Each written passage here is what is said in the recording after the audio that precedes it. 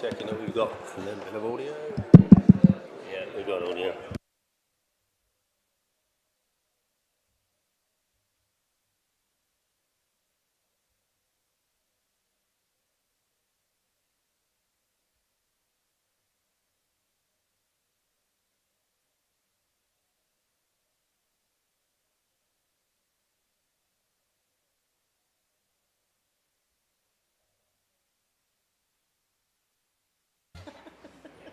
Good evening, everyone, and welcome to Bath and North East Somerset Council full council meeting tonight on Thursday, the 16th of July. Item 1 on the agenda is the emergency evacuation procedure. Colin, would you like to go? Sorry. Thank you, Chair. If the continuous alarm sounds, you must evacuate the building and proceed to the assembly point. From this room, you follow the illuminated green signs to the exit using either the marble staircase at the end of the building nearest to Bath Abbey or the main staircase. Please do not use the lifts, and the assembly point is in Orange Grove on the green outside Bath Abbey. Thank you.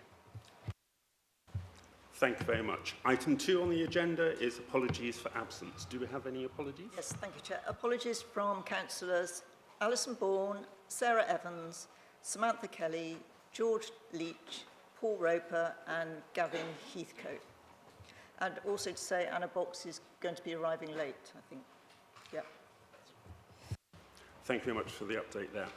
Item 3 is declarations of interest. Are there any that you have received? I have not received any declarations of interest. Thank you very much. If councillors have any further declarations, please make them now or during the meeting if you need to do so. Item 4 on the agenda is the minutes of the meeting of the 14th of May. May I ask for a proposal that the minutes are a true and accurate record? See Councillor Cormay and a seconder. Thank you very much. Councillor Jackson. Item 5 on the agenda, announcements from the Chair or for the Chief Executive. The first one I have is, can I just please remind everyone to switch off your mobile phones or put them on silent during tonight's meeting? And can I remind councillors that if you do, that you need to log on to a mic unit to be able to speak and to vote this evening, and also please turn it off once you have finished speaking. If the battery light flashes, please do not swap with another unit until the camera is tracked so that councillor is on film. Just indicate to the operator and we can change the batteries if needed. The meeting is being webcast, so if anyone doesn't wish to be filmed, please make themselves known to the camera operators. Can I remind all members of the public and councillors to treat others with respect during tonight's meeting? And can I advise you that I've accepted a statement from a member of the public, Nicola James, which was received actually after the official deadline, but given it was a matter which came to full council last time, I thought it was important that she be heard. And my final notice for tonight is just to give congratulations to Norlands on the wonderful news that they have been granted university title, and they will officially become Norland University of Early Childhood on the 7th of September. They will be the first university in the world dedicated to early childhood studies. This is a significant landmark moment for the city and the wider local authority, as Norlands is set to become our 3rd university in the local authority. Well done to the Vice-Chancellor, Professor Janet Rose and her team on this achievement, and we wish you well for your formal celebrations in September at the start of the new academic year. We now move on to item 6 on the agenda, which is any urgent business, and there is none, so now we move to items from the public, and we have 10 speakers tonight, and the first one is Jessica Johnston.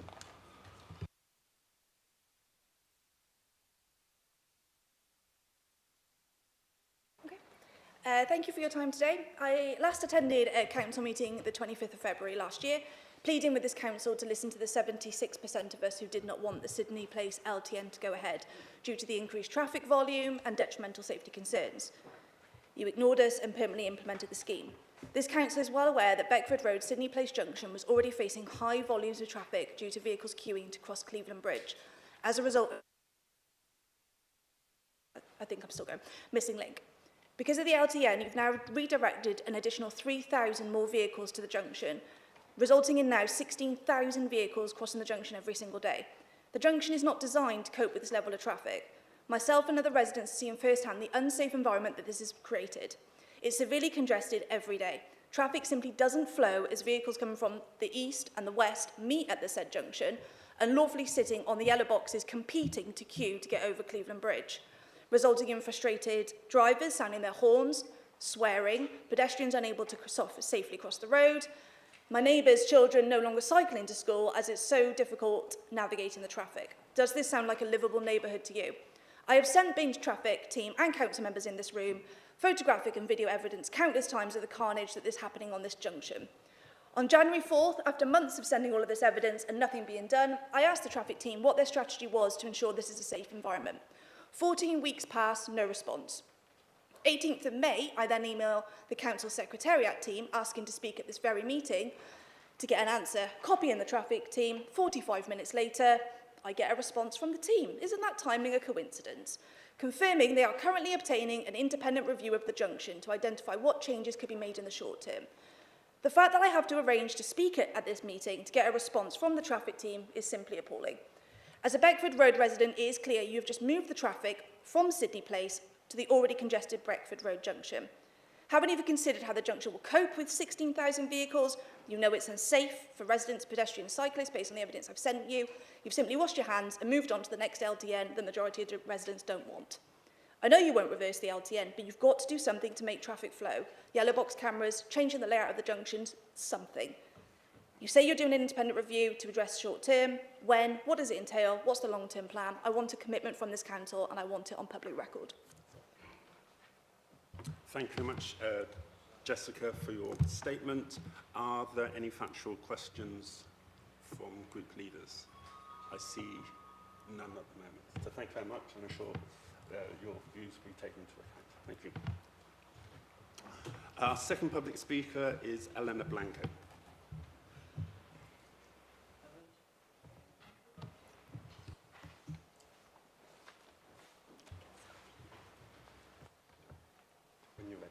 Can I speak Yep. already? When you're ready. Yep. Hello, my name is Elena Blanco, and I am an associate professor of environmental law.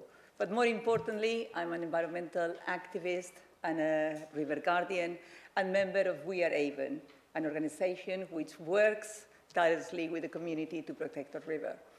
We all know the dire state of British rivers and of our river as well, but I'm very happy today because instead of having to talk about that story, I'm lucky enough to be able to bring a story of hope.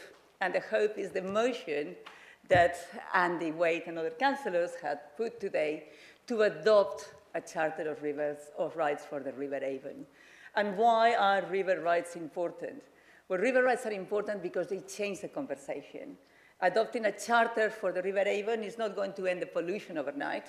It's not going to give the river legal personality. It's not going to create new criminal offenses. But what it's going to do is it's going to change everybody's relationship with the river. Those who love and protect it, and those who don't love or protect it so much. It's going to mean that the council has the political will to care for the river and to make this central to all the policies. So symbolic statements and symbolic declarations change behavior, and that is what we need. The current system doesn't work, but the community, the councillors, the guardians, the rivers, and the national environment deserve a bit better. And we have that possibility here in front of us today. So I'm not going to spend my 3 minutes because I think less is more. Please endorse the motion for a river and protect it for ourselves and for future generations. Thank you very much. Thank you very much for your statement. Are there any questions from Group Councillor Wallen? Yes, please. Thank you, Chair. Just one very quickly. It's fantastic that we all support the rivers. I think we're all in for that. But am I right in thinking it won't make any difference whatsoever legally? It will make a lot of difference. Legally? Well, legally, we won't be creating legal rights. The rights and the duties of the council and all the operators and agents are already in law. They don't need to be created, but they will create policy. And by creating policy, we may change legally. Thank you very much for your answer. No further questions? Thank you much. Oh, sorry, I didn't see your apologies. Councillor Warren. Hi, my fingers appear to be working, but I've got a loud mouth. I would like to ask, so my parish is Salford, we've got the River Avon running through it, okay? Can you, just for a second, just because the webcam won't pick you up, can we just pause for a second, just because else no one will hear you, or see you rather? Hello, am I coming through loud and clear? Hi, so I'm the independent ward councillor for Salford, and we've got the River Avon running through my ward. And the question I would like to ask is, frankly, I'm horrified when I see people swimming in the river, because there's all sorts of nasties flowing along there, and as beautiful as it is, I'm amazed that there's not any form of signage warning people who are swimming or paddleboarding. So what's your factual question on My the statement? factual question is, would this perhaps lead to some signage or some warnings about how dangerous it is to swim in the river? Not necessarily. What the charter will do is protect the river, so it's not so dangerous necessarily. If the river is cleaner, those dangers that you very clearly point out wouldn't be there. Okay, thank you. Thank you very much. There was no further questions. Thank you. Thank you. Our third speaker tonight.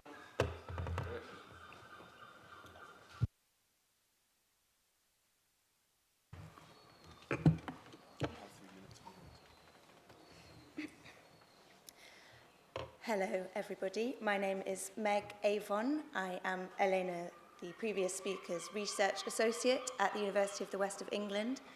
I'm also the River Guardian and events coordinator for We Are Avon, which is a bioregional community benefit society working on behalf of the river and the river's community throughout our entire catchment. And I'm also the nature representative for the River Rights Network, which is a newly formed CIC, which is working to implement, create, and uphold charters across the whole of the UK. I'm also the UK's first river bride. I'd recommend Googling that. And I'd like to tell you about our 120 River Guardians that we've already got as a volunteer cohort of people that care and love and are in relationship with the river, that want to uphold this charter, so you would not be on your own as councillors upholding the rights. There's 13 guardianship groups. We've got 10 farm clusters stewarding 260,000 acres across the Avon bioregion, which is over half the bioregion. And all of these clusters, guardians, volunteers, they're monitoring the data through citizen science collection and working in ensuring that that data is accessible to all. We're also in conversation with 7 councils, not just yours, across the Avon bioregion, who are all at different stages in adopting this charter. And if every council adopts this charter this year, we will be the first bioregional river charter in the UK.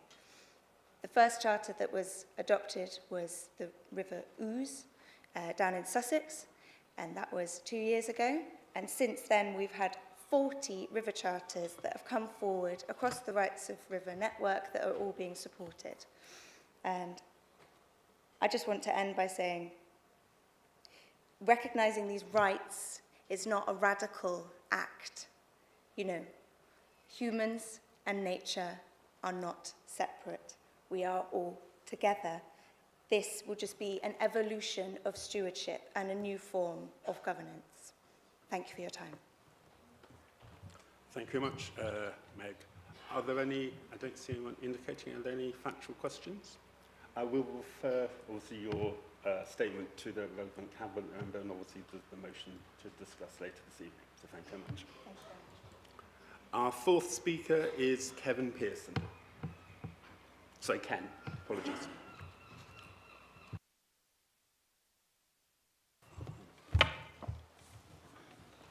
You have 3 minutes when you want to start. Good evening, Chair and Councillors. I'm here on behalf of Curo leaseholders. My late wife and I bought our house in Hillside Road in September 2008 when our housing association was called SOMA. In 2012, it changed its name to Curo, Latin for I care, which from a leaseholder's experience is rather a misnomer. A survey of leaseholders before a meeting at Curo in June 2023 revealed that our approval rating of Curo was 25%. One Curo staff member remarked that he was surprised it was as high as that. What follows reveals why this is the case. The sinking fund is the leaseholder's protection. When you become a leaseholder, you're obligated to pay into a sinking fund so that the housing association can prepare you so that you don't face large unexpected bills for major works on your building.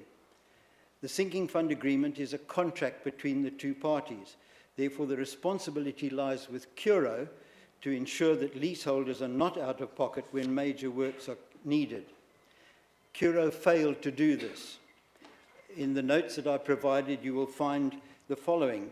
For 9 years, when it was Soma Housing, we paid an average of £324 a year into the sinking fund. The next 10 years of Curo, that dropped to £124.30. The last 3 years, that £124 went up to £1,766.01 for the period. Even so, there was a shortfall of £7,035 because of the work that had been done. We were told that it was Curo's policy that we had to pay that off over 2 years, £3,517 per annum. When we complained, they extended that to 4 years, £1,759 per year. That means that for 7 years, we are paying the same amount to Curo every year. Up to 2023, 10% of my pension went to Curo. For the following 7 years, that will be, for the first, up to 2023, 10% of my pension went to Curo. The following 7 years, it will be 24% of my pension that's going to Curo. Why did Curo fail? Not one on the sinking fund team has any qualification or experience in building maintenance, essential when you're responsible for preparing for works, major works on an old building. This was not the case with the sinking fund team, nor did they ever consult their quantity surveyor. I checked with him on this. The solution has to be included in law. Can you bring your statement to a conclusion? We need this sorted out in law. I've been to see Vera Hobhouse, and I've had great support from councillors that we can get the law changed so that this, that leaseholders are no longer penalised like this. I'd like to conclude by expressing my thanks to my ward councillor, Jess David, and to Councillor Romero for their help and support in this. If we can get more support from other leaseholders, this can go up to the House of Parliament in future. Thank you very much, Ken Pearson, for your statement. Factual questions from group leaders. I saw Councillor Hughes first. I defer to Alan Hale. Councillor Hale. Mr. Pearson, I've got to make this into a question. Would it be helpful to you if you forward me details of that? I am currently collating feedback from people within Keynsham as to the failings of Curo, and I'll happily add that to it if that is helpful. That's the question. Your factual question. That is a factual question.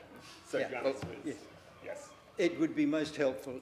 I submitted my report, basically what you've got here, to Jo Morrison, and she said it would be circulated. So I had assumed that you would have had a copy.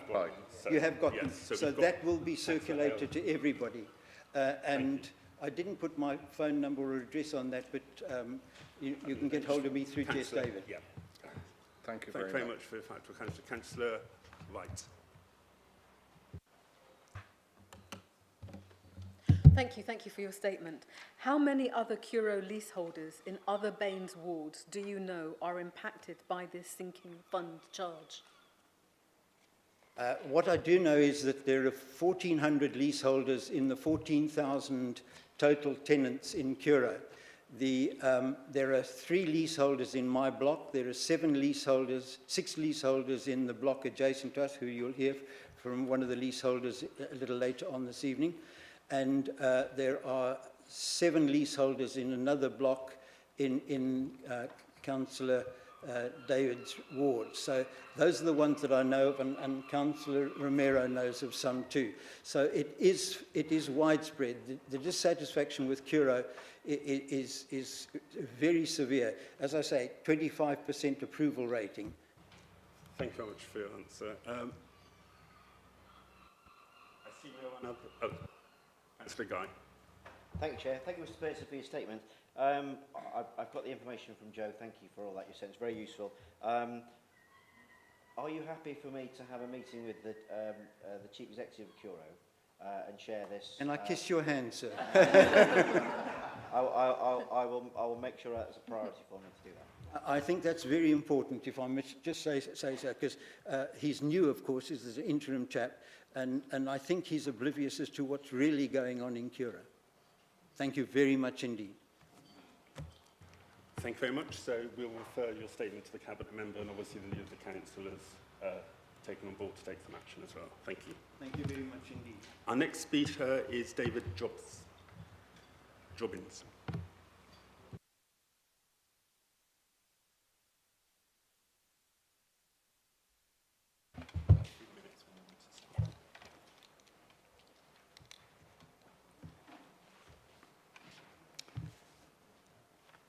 Thank you for this opportunity to speak today and share an update on our work.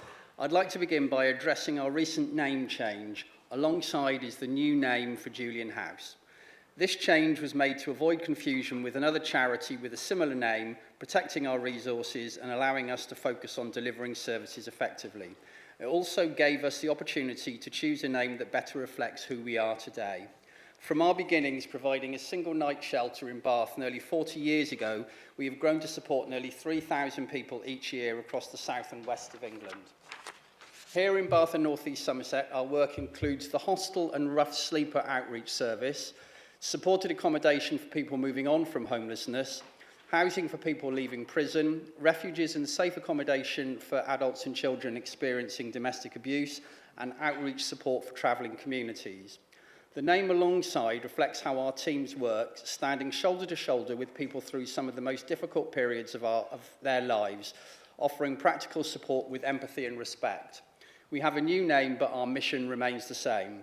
That commitment has continued in recent months, including the opening of our new day centre in Bath. For many people experiencing homelessness, there are very few places they can go during the day. Located in our former bike workshop, the day centre provides a safe and welcoming space where people can access support, use essential facilities and spend time in a supportive environment.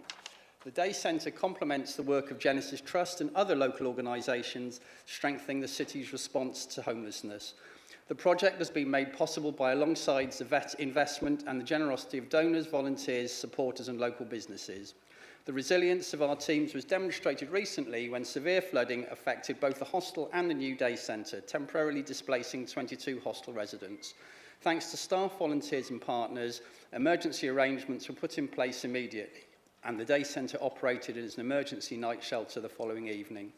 Importantly, creating this additional space has supported discussions with our landlord, the Baptist Church, regarding the future of the Manvers Street Hostel, enabling us to continue providing this essential service while working towards longer-term solutions.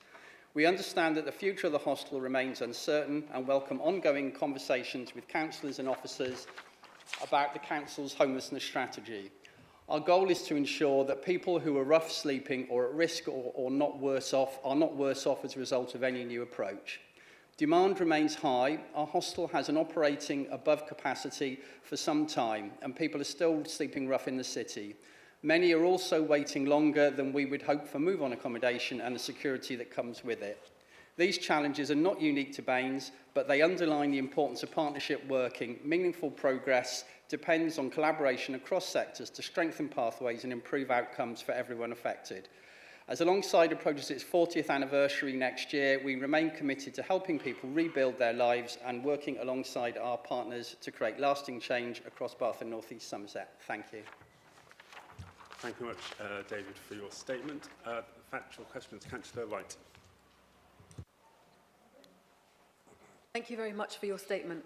What support have you not received from Baines Council that is now impacting rough sleepers? We've received support from the Council for many years and continue to through the Commission services. I think all parties would agree we're not able to fully meet need, and that's down to funding, facilities, cost of premises in Bath and North East Somerset. But we've got good relationships and we're going to keep on building them, and we'll do the best with what we can with the resources available. Thank you very much. I see no Councillor Moss. I believe Councillor Jackson would like to ask a factual question on your behalf. Thank you. Sorry, I haven't got the mic switched on.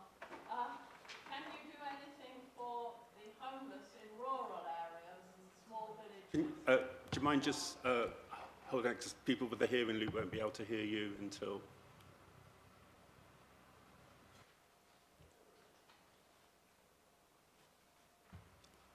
Please continue. Sorry, I didn't realise you couldn't hear me. To repeat the question, can you do anything for the rural homeless and the people in small villages who find themselves without a roof over their heads? Most of the provision we provide is commissioned either from Baines Council or in other areas from the respective local authorities and some from central government. So, to be honest, we're responding to what has been identified locally as the priorities. Now, we do provide services for travelling communities which may pick up some of those people, but we will keep looking on how we can best use those resources, identifying where people are, because of course it's a challenge identifying homeless people, and identifying them in rural locations is even more difficult, but that's something we'd like to keep on working with the council on. Thank you very much. If there are no further factual statements, I will refer your statement to the relevant Cabinet member for consideration. Thank you. Our next public speaker is Tessa Dorsey. No? Okay, Joanna Lewis.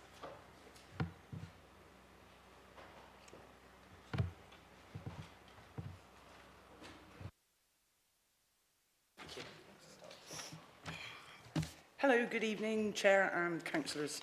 If I may, I would like to follow on from what my learned friend and neighbour said with regards to the leaseholders' costs, etc., the rise that we feel that we've been unfairly lumbered with, may I say.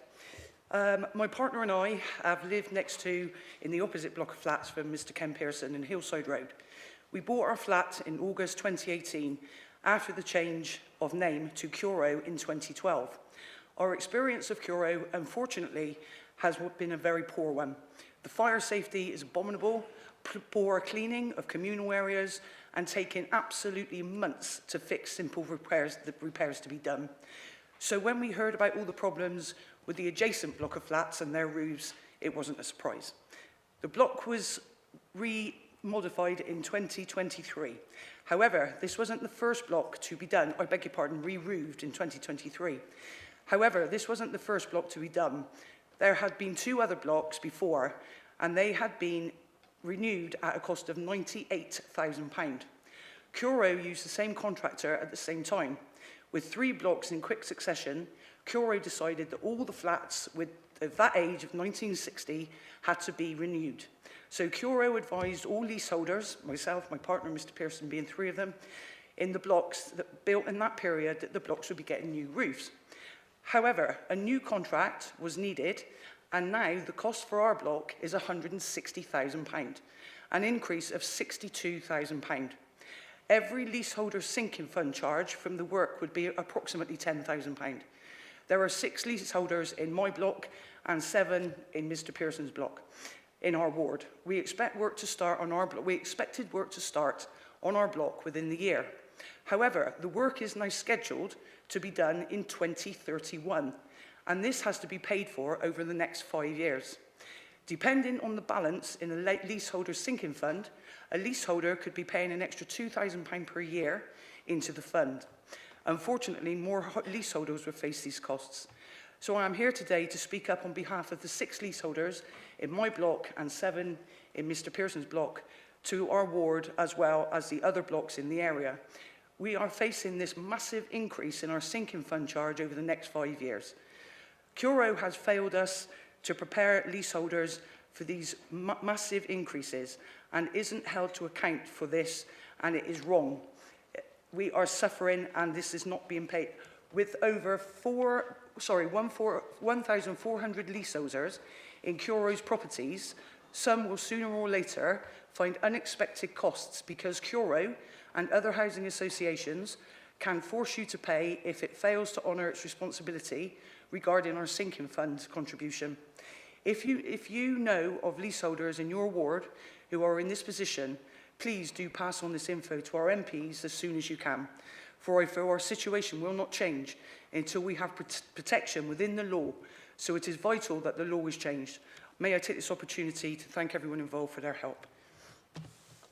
Thank you very much for your statement. Thank you. Factual questions, this will Councillor Wallen first. Thank you, Chair. Is there a vehicle at all you can use to challenge the costs? I'm sorry, could you say that again? Yeah, sorry, I'll get a bit closer. Is there a vehicle at all you can use, or some way you can challenge the costs? Because I know, as I'm sure everyone here knows in practice, you might get 2 prices, and they often vary. Yeah, we're actually, since the massive increase that we've been, it's been backwards and forwards, we do challenge them all the time. We're literally backwards and forwards with Curo, the same as Mr Pearson will say the same.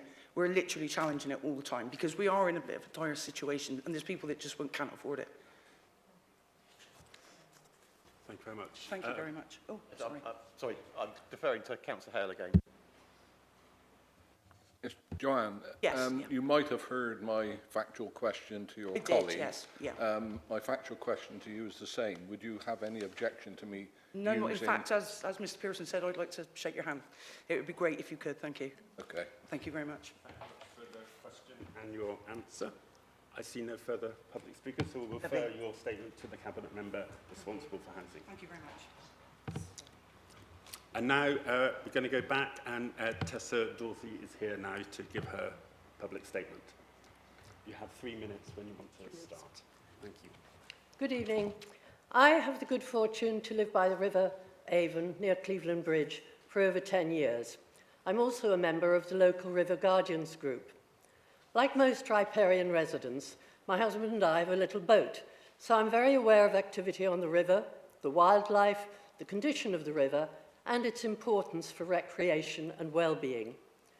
During the pandemic, the number of swimmers, paddleboarders, canoeists and rowers began to increase, as did the wildlife, from birds and wildfowl to otters and even beavers. However, this rather idyllic stretch of the river between Pulteney and Barthampton Weirs has a unique problem. That is the frequent disturbance by motorised pleasure boats exceeding the speed limit of 4 knots, the maximum speed to avoid creating a wash and damage to the riverbanks. The boats are responsible for erosion of the banks, threaten wildlife, and are a hazard for swimmers and non-motorised craft. Unfortunately, this section of the river is classed as non-navigable, so the pleasure boats operate without any form of licence or control because, as the Environment Agency confirmed to me, there is no responsible authority. Yet they dock and pick up their passengers from the river steps below Pulteney Bridge, public space for which the council is responsible. Like numerous residents, the council itself is a riparian landowner and responsible for maintaining the riverbanks, a prime example being Kensington Meadows and the river path, where the evidence of erosion is all too obvious. It is fitting that I should raise this issue now, as it is exactly 25 years since the Lib Dem councillor, Robert Metcalfe, in conjunction with landowners and the Environment Agency, succeeded in securing the passing of a bylaw limiting the speed to 4 knots. On the basis that the wash from the pleasure boats was eroding the riverbanks, threatening trees, wildlife and flood defences. The Environment Agency monitored the speeds by radar gun for a very brief period, but no longer accept any responsibility. I've started talking to residents on both sides of the river within the Walcott and Bathwick wards, with many yet to consult, but have gathered support from some 60 people to date. I've heard stories of complaints to the boat pilots in the past, to be met with what can only be described as abuse, and there have been previous attempts to engage the council. I have now purchased a radar speed gun myself and will continue to monitor speed to demonstrate my point. I believe that local authorities have discretionary power to license pleasure boats if they wish, and that either the local council or the police can enforce river speeds imposed by the Environment Agency.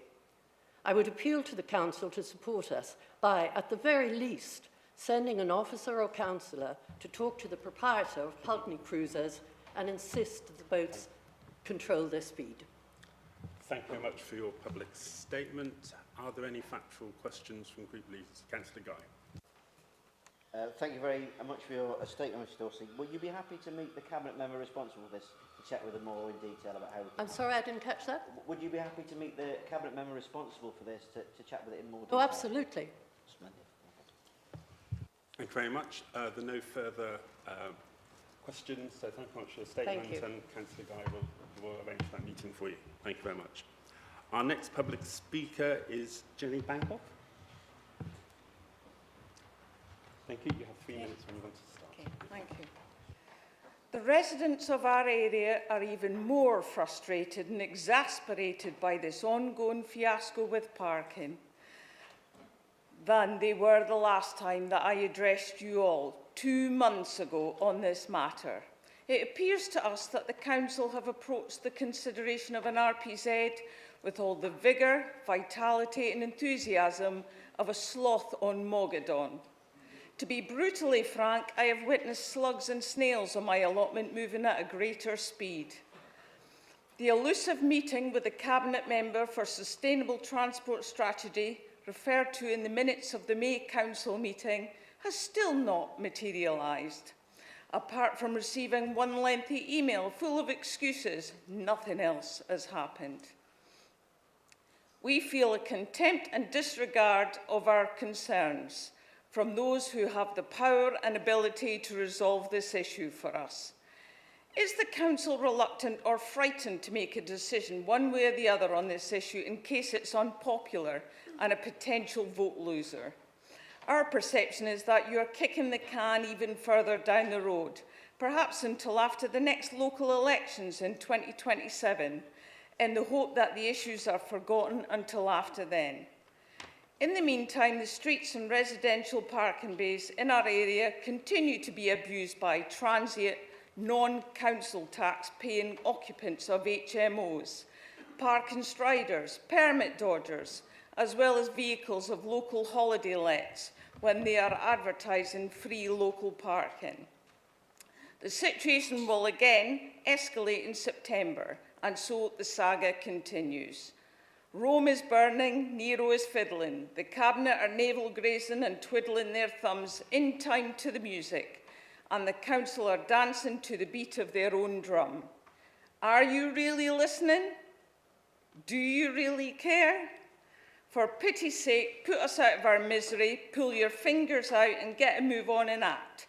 I do not want to have to return to the next full Council meeting to say this all over again. But you can certainly guarantee that if I have to, I will. Thank you much, Jenny, for your statement. Any factual questions? Councillor Hughes. Yes, hi. I've just checked. Has there been any occasion where you've not been available over the last 2 months? Not at all. I've chased and chased several people in this room, and I've had one email saying it was being looked into, and that is it. Still no meeting. I can assure you I'm quite tenacious, as some people in this room may discover. Thank you very much for your response. Any other factual questions? Councillor Guy. Thank you very much for your statement. I've just confer with Councillor Hurst. He is 100% planning to meet with you, and he's just waiting for some more information before he does so. Hopefully before the next full council meeting, you will have had that meeting. Can I have a date? Right, well, hopefully I won't be at the next one. Thank you very much. So your statement will be referred to the relevant cabinet member, and hopefully you'll get that meeting. Thank you very much. Our ninth speaker tonight is Daisy Smith. I'm actually Daisy Thompson. Oh, sorry, apologies. No, You have 3 minutes when you want to start. Hello, my name is Daisy Thompson. I'm here to speak about water pollution, and I live in East Harptree. I'm not a river guardian, I'm not a pollution expert, I just am a really concerned resident, and I'm a mum. So I live a few doors down from East Harptree Water Recycling Centre, and probably like many of you, I watched Channel 4's Dirty Business, and I thought, could this be happening in me? So I looked, and in 2024, it discharged 141 times by our house for over 2,000 hours. And the year after, 99 times for over 1,000 hours. And this is a really small brook that leads into Chew River. And this year, until May, it's already discharged 74 times. There's two issues. The sewage elevates bacteria, which means if you've got young children like me who love playing in the river, that's really worrying. And the continuous treated effluent raises the phosphorus and nitrate levels. I know that Wessex Water have received a financial penalty from Ofwat, and they're delivering this in an £11 million redress package. However, I don't see any evidence of that. They've committed to a rainwater management scheme. We don't know anything about that. They've committed to sealing drains. We don't know anything about that.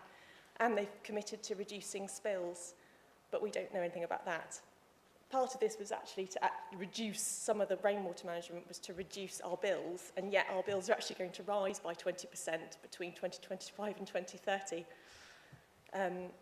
I know there's other issues here, for example, runoff from fields. We actually see farmers directly pumping their waste into the river, and they are being fined for that, but it's not enough. I would really, really like to come here today for the council to hold those who are polluting the rivers, especially Wessex Water, to account, and specifically where we live, find out what the progress is and the things that they are doing. I don't want to be in a situation where children and animals and wildlife are at risk of dirty water in our area. That's it, thanks. Thank you very much for your public statement. Are there any factual? Councillor Wright. Sorry, defer to Councillor Ross. Thank you very much for your statement. I live just up the road in Farnborough, so I'd just be interested to know whether you actually know of anyone specifically who has been impacted by the poor quality of the water. In health-wise? Yeah. No, I'm not aware of anybody that's had luckily, that's had any health problems, but I certainly don't let my children go into the river anymore.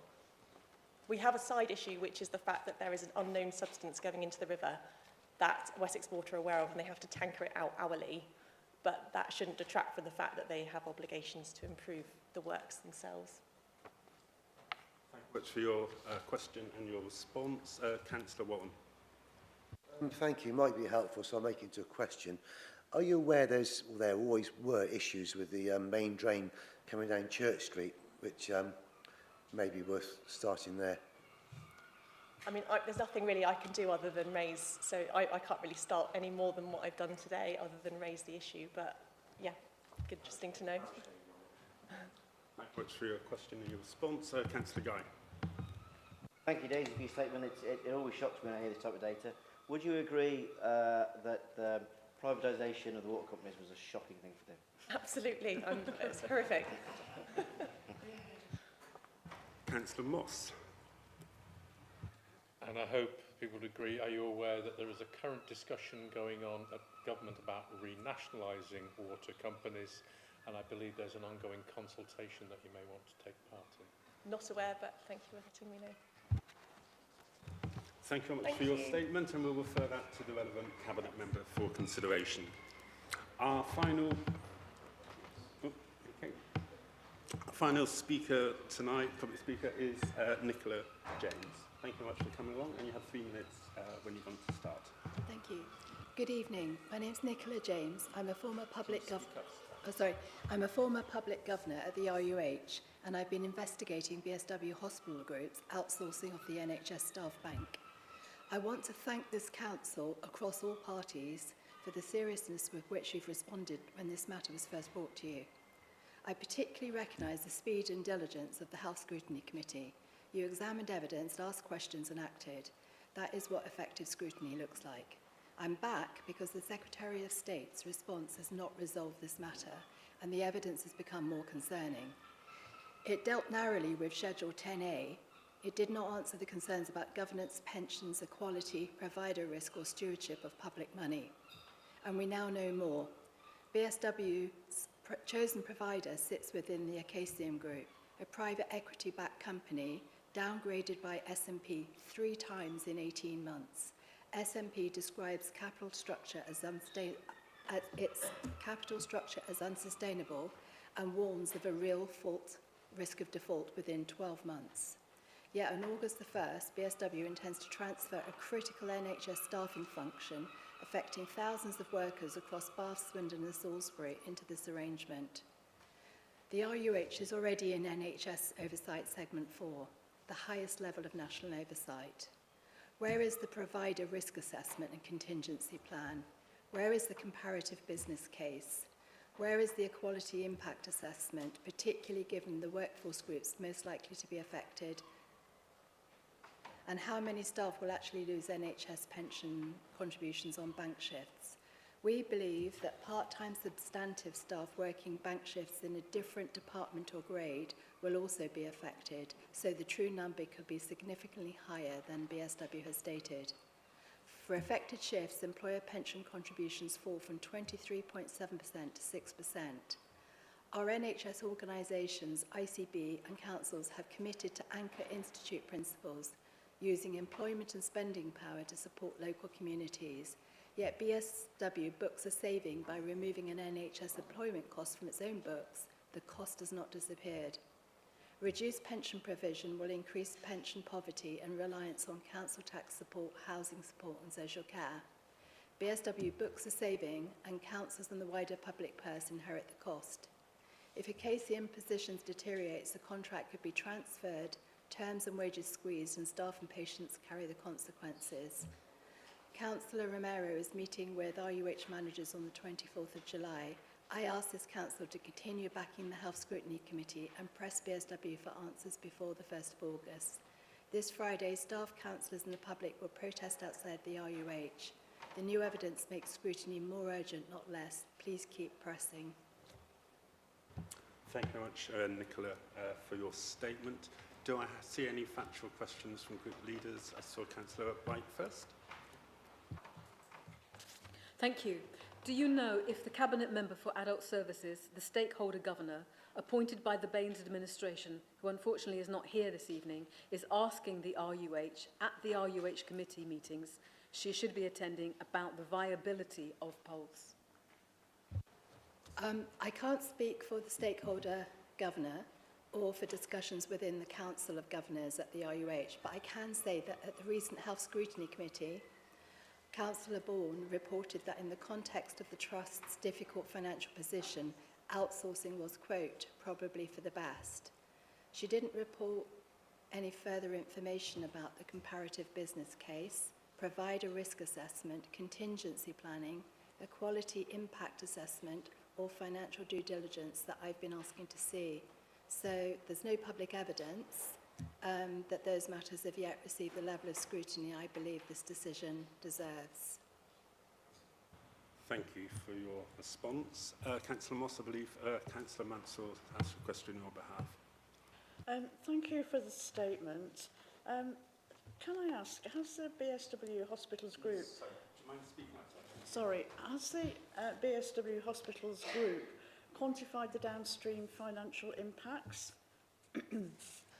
on councils arising from the reduced NHS pension, including future pension poverty, housing support and social care demand? I know we've discussed this at the scrutiny panel, which we have concerned about. Thank you.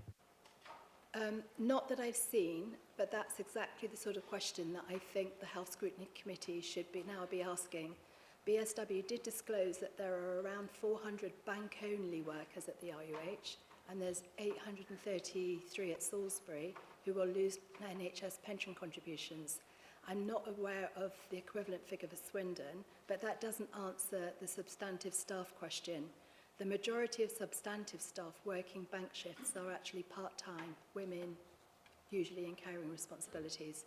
If those bank shifts are worked in a different department, grade or role, our understanding is that they will also lose their NHS pension contributions on those shifts.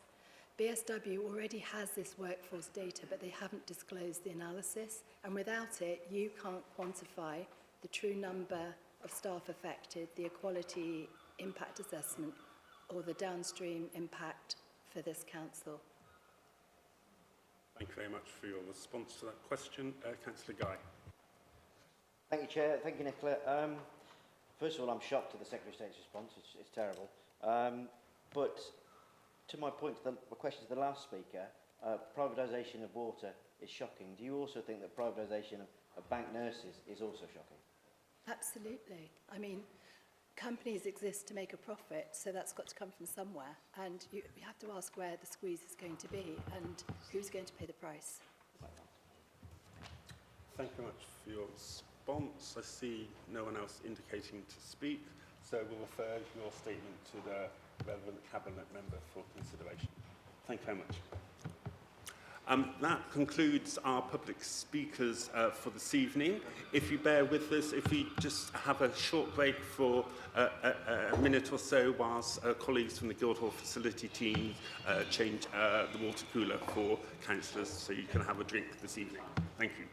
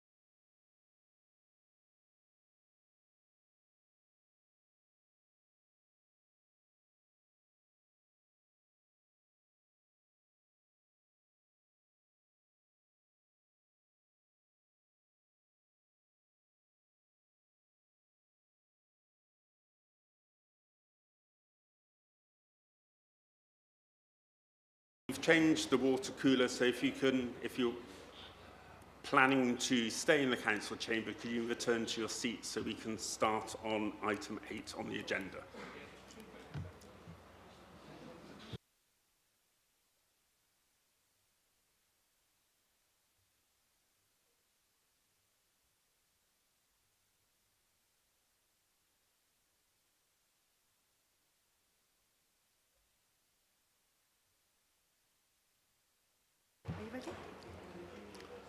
Thank you very much, councillors. We now move on to agenda item 8, but can I please remind councillors to speak clearly and with some volume into the speakers so other members of the council chamber can hear you and members of the public who are watching on the webcam.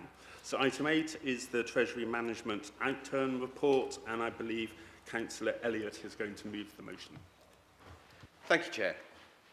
Treasury management is one of those subjects that only really gets headlines when things go wrong. I often present reports to Council and other Council committees talking about how very difficult our financial circumstances are, and that is still very much the case. The pressure on our revenue budget, particularly from children's social care, remains enormous. But Treasury management is the bedrock on which all of the Council's finances are based. What the Treasury Management Report shows is that despite the turmoil in council revenue budgets across the country, This council's underlying finances are very well managed, and we take a responsible, careful, measured approach to the handling of public money. The report sets out our Treasury management performance against our stated prudential indicators for the financial year 2025-26. The headlines are straightforward. Every single one of our prudential indicators is within target. Our average credit rating on investments ended the year at AA+, well above the A- minimum we set ourselves. Our liquidity never dropped below 18.4 million against a minimum threshold of 15 million. Our borrowing is almost exactly in line with the liability benchmark, which is precisely where it should be. On returns, our operational investments earned an average of 4.03% over the year, beating our benchmark rate by 0.07%. That's not dramatic, but given the conditions, I'll take it. The year was, to put it mildly, eventful. The continuing conflicts in Ukraine and Gaza, Trump's so-called Liberation Day tariffs in April last year, and then his reckless Iran conflict from late February this year, sending gilt yields, oil prices, and market uncertainty spiking simultaneously. Through all of that, our Treasury team has kept the ship steady. The most telling number is that our overall outturn on interest and capital financing came in just over £2 million under budget. That's a very welcome direct benefit to the revenue budget, which, as I described earlier, is under considerable pressure. And it reflects good timing on borrowing, better than expected investment returns, and lower minimum revenue provision than we budgeted for.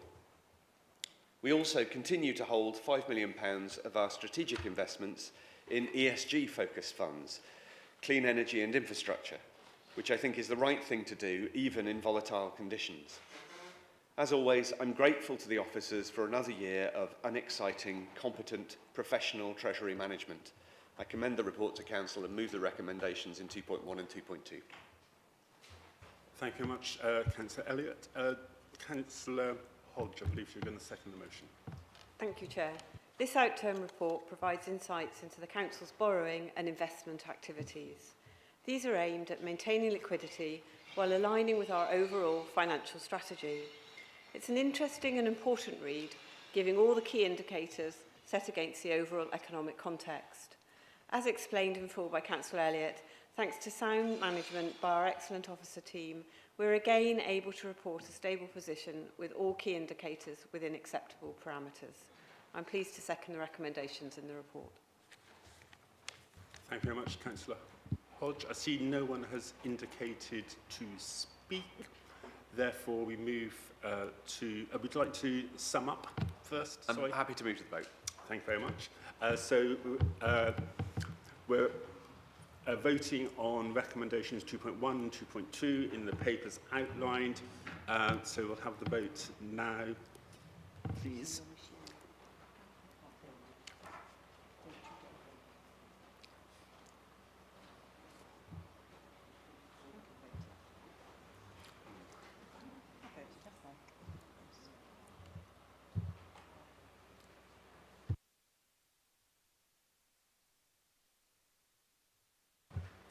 Okay, I think everyone has voted who wants to, and therefore the vote is carried and is passed. Thank you very much. We now move to item 9 on the agenda, which is proportionality review, and Councillor Guy, I believe, are moving this motion. Thank you, Chair. This proportionality review is a result of Councillor Karen Walker leaving the independence to become an independent. Best of luck with that one. So I'm more than happy just to move as written. Thank you. Thank you very much. I believe Councillor Moss, are you seconding the motion? I'm just formally moving, seconding this, I was going to say monthly report that comes to this council. Very much. Councillor Johnson. I just wanted to formally welcome Councillor Walker to my tiny table. Thank you, Grant. Thank you very much. Councillor Hughes. Thank you. We of course, we support the proportionality table as usual. We have just one comment. I mean, we've been looking for an opportunity. Perhaps this is something we should have raised earlier, so I apologise if we should have done. We have been consistently looking for an opportunity to be on the climate emergency PDS. We now have 2 unaligned independents on there, which we do feel is disproportionate. So although we support the table, we would ask that there's a review of that, that allocation. Is that a formal amendment? I'm happy to put that forward as an amendment, absolutely. Thank you much. Do you have a seconder for that? Thank you very much, Councillor Hale. So now we'll debate the amendment. Anyone want to speak on the amendment as proposed? No? So we'll move to a vote on the amendment. Councillor Warren, sorry. Yeah, Chair, should you not ask to whether it's accepted or not before you move to the vote? Just a point of order. Yes, I should have. Councillor Guy. Councillor Moss. Yes.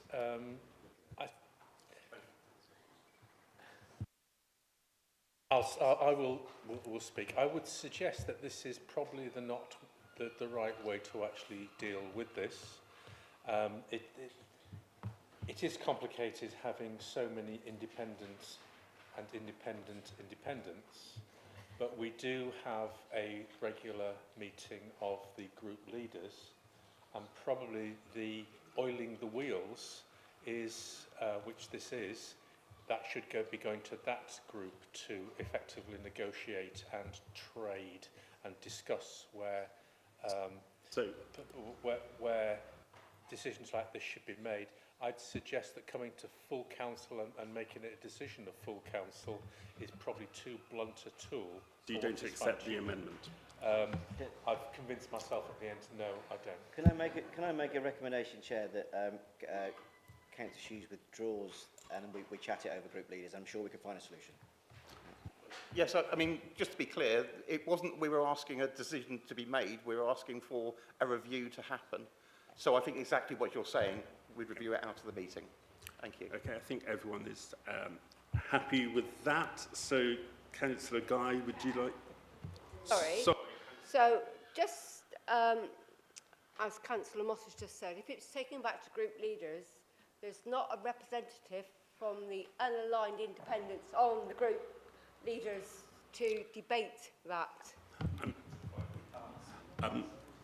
Your point is noted, but because the unaligned councillors are not a group, they do not have a group leader, but I'm sure the group leaders would have heard your point this evening. Councillor Guy. Thank you, Chair. I can offer to chat to both of you before we have that meeting to see what your feelings are. Yeah. Are there any other people who would like to speak on this motion? If not, Councillor Guy, would you like to sum up before we move to the vote? We've had enough talk. We'll move to the vote. Thank you very much. Please vote as you feel fit.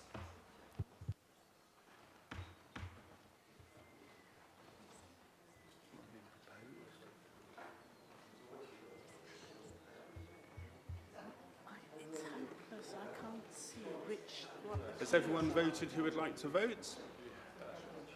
Yes? So therefore the motion is carried. Thank you very much.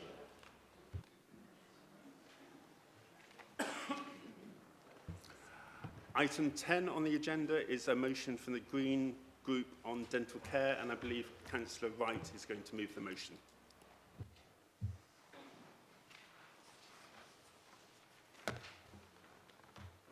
It's still got proportionality review. Sorry, I'm very pleased that Councillor May just smiled at me because I didn't know where I was. Dental health really matters. It is a key issue that many local residents ask about. They want to know why there is no local NHS dentists. Why do they have to go privately at a very high cost for a service that once was available to all of us? They want an affordable NHS dental service that is available to everyone. Dental health is vital because it stops painful conditions like cavities and gum disease, maintains essential functions like eating and speaking, and protects your overall well-being. There are well-documented mortality risks associated with poor oral health. For instance, research indicates that life expectancy is reduced by 4 to 6 years at the age of 50 from periodontitis, chronic bacterial infection of the gums. Further, poor oral hygiene allows bacteria to enter your bloodstream, which increases the risk of serious systemic issues like heart disease and diabetes. Good oral health is not only good for the individual, but also the wider services that our NHS offer, because having clean teeth means better overall health and therefore less impact on those crucial services. The provision of NHS dental health sits with the Integrated Care Board. The Bath and North East Somerset, Swindon and Wiltshire Integrated Care Board do not currently have a standalone local dental strategy. Commissioning of NHS dental services continues to operate through the National NHS Dental Contract within the policy and financial framework set by the NHS England. Over many years of sitting on the Children's Adults Health and Wellbeing Policy Development and Scrutiny Panel, I have asked the Integrated Care Board plenty of questions about dentists and dental care in Baines. I have asked for a dental bus to support homeless people, a key group who have very limited options to access dentists.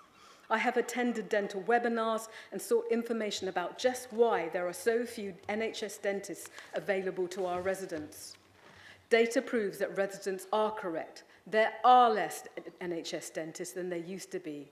Bath and North East Somerset is considered one of the UK's 20 dental deserts, with only 44 dentists per 100,000 people. It appears that no NHS dentists in Baines are currently taking on new patients. Only 33.9% of the Baines adult population saw an NHS dentist in the last 24 months, and 56.9% of children in the last 12 months. This is a serious public health issue. It impacts so many people. It impacts the emergency service in the NHS directly. The reason why there are so few NHS dentists is that many can no longer afford to be NHS dentists because how the government pays them.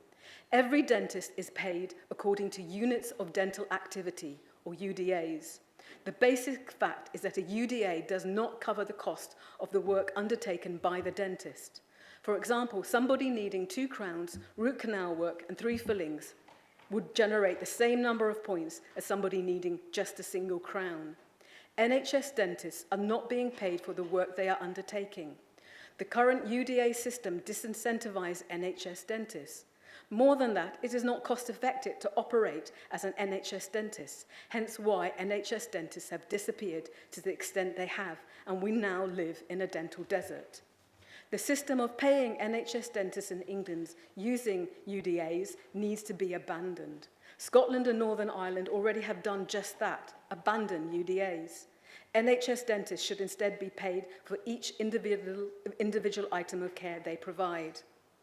I therefore ask all councillors to support this motion, which calls on the government to make an immediate change to the 2006 NHS dental contract in England and replace units of dental activity with a system that pays NHS dentists for each individual item of care provided, and request that the leader of this council writes to the Secretary of State for Health and Social Care on this matter, asking for NHS dentists to be paid properly for the work that they do. This is a public health emergency. Thank you. Thank you very much, Councillor Wright. I believe, Councillor May, you're seconding the motion. Chair, thank you. I'm pleased to second this motion. Baines Council has proven over many years that when it comes to health of our residents, we can and do work together. As Liberal Democrats, we have campaigned to improve dental services, so we welcome the Green Party joining us on this critical issue. This motion builds on the extensive work done by our 2 local MPs, Vera Wobhouse and Anna Sabine, in Parliament, calling for urgent action to increase the availability of NHS dental services in our area. The issue has also been discussed in Baines at the Health and Wellbeing Board and the Health Scrutiny Panel, as you've just said. Access to the NHS dentistry has declined steeply over the past 20 years since the introduction of the 2006 dental contract, which disincentivised dentists from doing NHS work. Subsequent government initiatives to address this through the development of dental access services have limited success. But Brexit reduced the availability of EU dentists in the UK, and dental inequalities have increased further in recent years. When people cannot afford regular private dental care, potentially dangerous oral health conditions can go undiagnosed. Children brought up without regular dental checkups are more likely to live with poor dental health. Dental extraction under the general anaesthesia is now the most common reason for 5 to 9-year-olds being admitted to hospitals. We recognise that the present government review made changes to improve the access to NHS dental care. However, the British Dental Association cast doubts on whether these changes will achieve when fundamental reform is needed. Access to dental services remains a major issue because inadequate level of funding has not been resolved. Without adequate funding, there cannot be even the basic right to regular checkups, creating more dental emergencies, avoidable suffering and unacceptable waiting times. As responsibility for commissioning NHS dental services was passed from NHS England to the Integrated Care Board, I will raise this significant health inequality issue with our Integrated Care Board Place Director, requesting that it is identified as a local priority for action. As Chair of the Health and Wellbeing Board, I will request this issue is dealt with urgently, and we will continue to exercise our support for our MPs to influence Parliament to ensure the problem is resolved. I'm pleased to second this motion. Thank you very much, Councillor May. We have 7 speakers so far indicated. Councillor Hedges. Sorry, apologies. Thank you, Chair. So Councillors Joanna Wright and Paul May have set out why NHS dental access matters to our residents and why the units of dental activity system is highly problematic. The contract changes due in England from this April remain entirely within the existing UDA framework. Some money has been clawed back from dentists to lose out delivering NHS care and ring-fence for emergency treatment. That might sound like progress, but it does nothing to fix the shortage and nothing to shift the system towards prevention, which is what actually keeps people out of pain and out of emergency care in the first place. The government knows the current model is broken, it just isn't fixing it. When people can't get an NHS appointment, they don't stop needing treatment, they turn to A&E, to NHS 111, to their GP. In the Southwest last year, roughly 1 in every 406 people attended A&E with a dental problem. Every one of those visits is a person in pain who had nowhere else to go and a cost falling on NHS services that are already stretched. I'd urge everyone in the chamber to support this motion. Thank you. Thank you very much for your statement. Councillor Hurst. Thank you, Chair. It's quite a complex topic, NHS dental contracting, but the message is actually very simple. The current NHS dental contract model is broken and has been for years and is failing our residents. The current NHS England contract rewards simple work and punishes complex work. It's driving dentists out of NHS contracts into private practice. Government reform of the contract could fix this. The current contract has failed patients. In 2024, the government said the current contract does not incentivise practices to treat those who are most in need. Dentists feel the money received is not sufficient for complex cases. Dentists are not paid for educating patients to improve their oral care. They are just paid to fix things, not prevent them. In 2024, the NHS Dental Recovery Plan added 200 million of new funding, which is a good start. But my research suggests much more radical solutions are needed to get NHS dentistry back on track. Currently, the recovery plan is not worthy of that title. It is not preventing dentists from leaving the workforce. It does not offer hope to many residents struggling to access NHS care.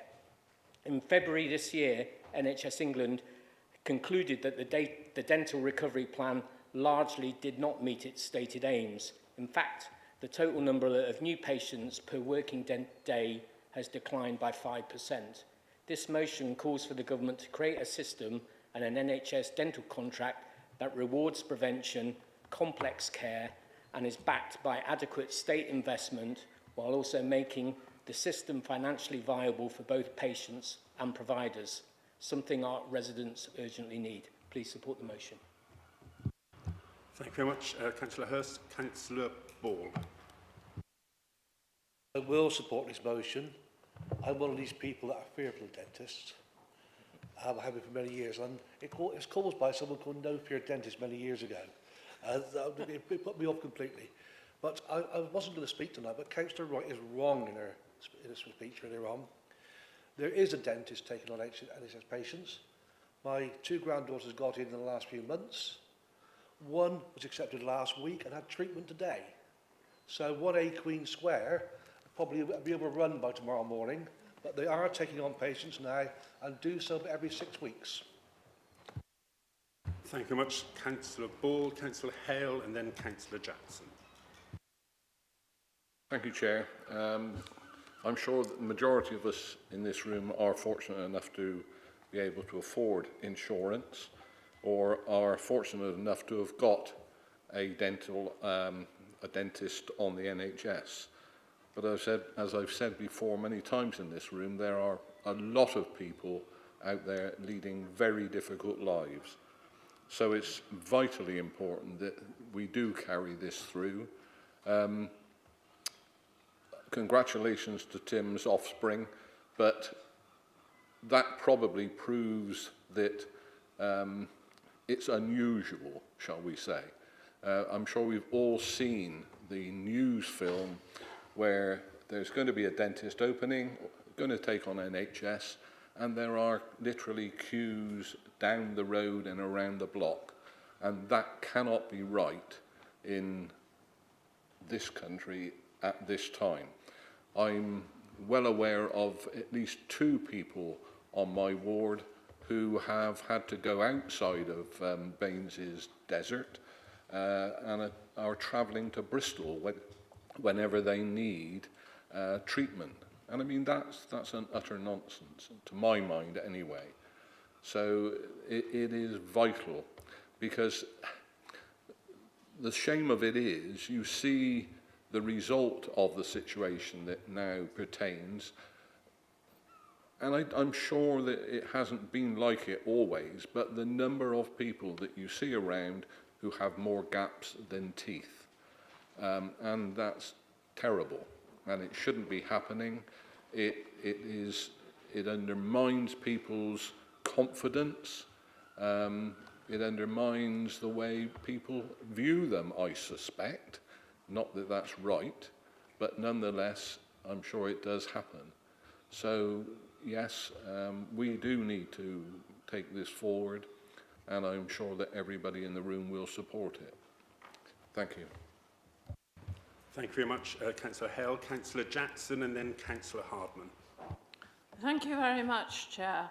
I must declare an interest. When Gordon Brown addressed this problem as he became Prime Minister, a certain amount of the money came to Midsummer Norton, and the dental practice there was able to take on NHS patients, and I was fortunate to be one of them, and I've had excellent care ever since, which is just as well given the state of my teeth. I mean, the only thing that can be said for gaps in your teeth is that you can whistle and call the cat in. So I don't think you need these very manicured, cosmetic type dental arrangements that my sons are proud of. It should be, of course, noticed, one, that the government is the Labour government has been trying to address the problem. 2, that NHS treatment is not free, but when I consider that I paid for my last lot of treatment £74, and my brother-in-law for an almost identical crown procedure, I think it was well over £300. There's an enormous discrepancy in the whole funding, and I do hope this is going to be addressed. I have to admit to a personal interest. I did have free dental treatment for a couple of decades because my uncle was a dentist and very committed to the NHS, and I think he would be heartbroken to see what state it's in now. My grandfather, who was also in the practice, lamented the creation of the NHS. He thought it was terrible. It was really awful. The whole thing wouldn't work. This is 1949. But then he found it was he had a regular income, he was paid for the work he did, and he completely changed his mind. I wish we could somehow get back to that kind of idealism and drive that we saw when the NHS dentistry service was set up, and I'm very glad this motion has come forward and that we can support it. Thank you very much, Councillor Jackson. Councillor Hardman is our next speaker, then Councillor Warren. Thank you, Chair. When the Labour government came into power in 2024, it inherited a dental system that was totally broken, and it has implemented reforms. They're not going quick enough for many of us, but I'm glad to hear that Councillor Ball's children has benefited from these reforms, because from April 2026, there's been a focus on prevention, urgent care access, and better support for patients with complex treatment needs. The government accepts the need for substantial reform and is already implementing the largest packet of NHS dental contract changes for many years. So when our leader is writing to the Secretary of State for Health and Social Care, perhaps he would bear these in mind. However, as I have said, the government is not going fast enough.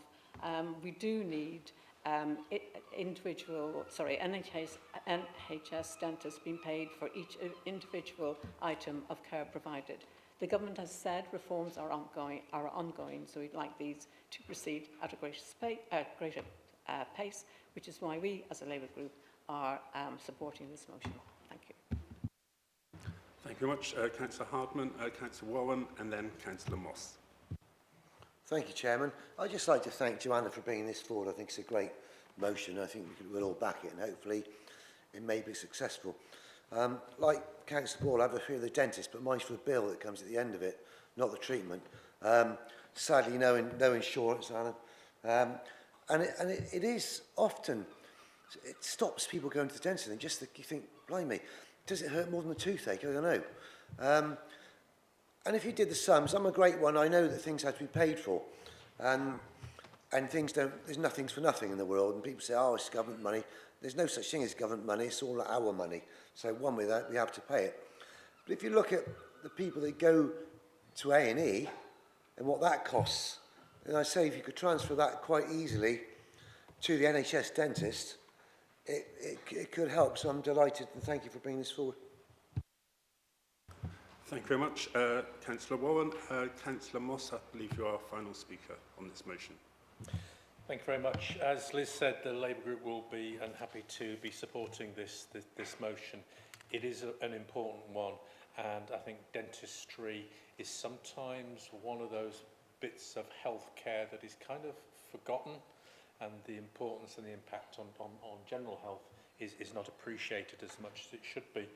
I'd suggest as well that as well as writing to the Secretary of State for Health, probably include Stephen Kinnock, who's the Care Minister, and I know that he is leading the reforms that are taking place into dentistry care. I'd agree with the points that are made. First of all, that the model is broken, and that the funding proportion towards dentistry has been going down and down and down over the last few years, and it's probably right that the model and the preventative model should be taken account of, maybe in a similar way to the way that optician services were looked at a few years ago, and actually involved opticians more with referring through for treatment if they thought there was preventative measures involved. And it was interesting, I know that I was one of the delegation, of course I know because I was one of the delegation that went down to the Local Government Association conference in Bournemouth last week, and actually prevention was a key theme that was going through that particular conference. I'd say that also one of the key issues are not just about money, but it's also about the number of dentists. I think the point was made that the number of dentists from the EU has dropped over the last few years since Brexit. Hopefully, a more engaged relationship with the European Union will improve that.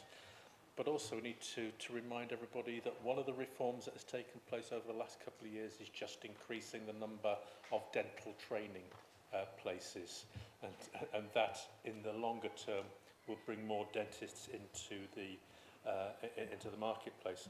I wouldn't necessarily agree with Joel about the recovery plan has failed and not worth the name. It set challenging targets and it's challenging stretch targets, and it hasn't reached those, but it set targets that should be and will be met. I think the point that Tim made is important. I know of dental places that are NHS dental places that are available in the Soma Valley. It would, I think, be useful to have some kind of central register of where those places are available, rather than word of mouth, or you happen to be lucky enough to be looking at the Baines Council meeting on YouTube, which, let's be fair, that isn't the biggest of audiences. Thank you. Thank you very much for your contribution, Councillor Moss. We've had 8 speakers, so I'd like to ask Councillor Wright to sum up on the debate.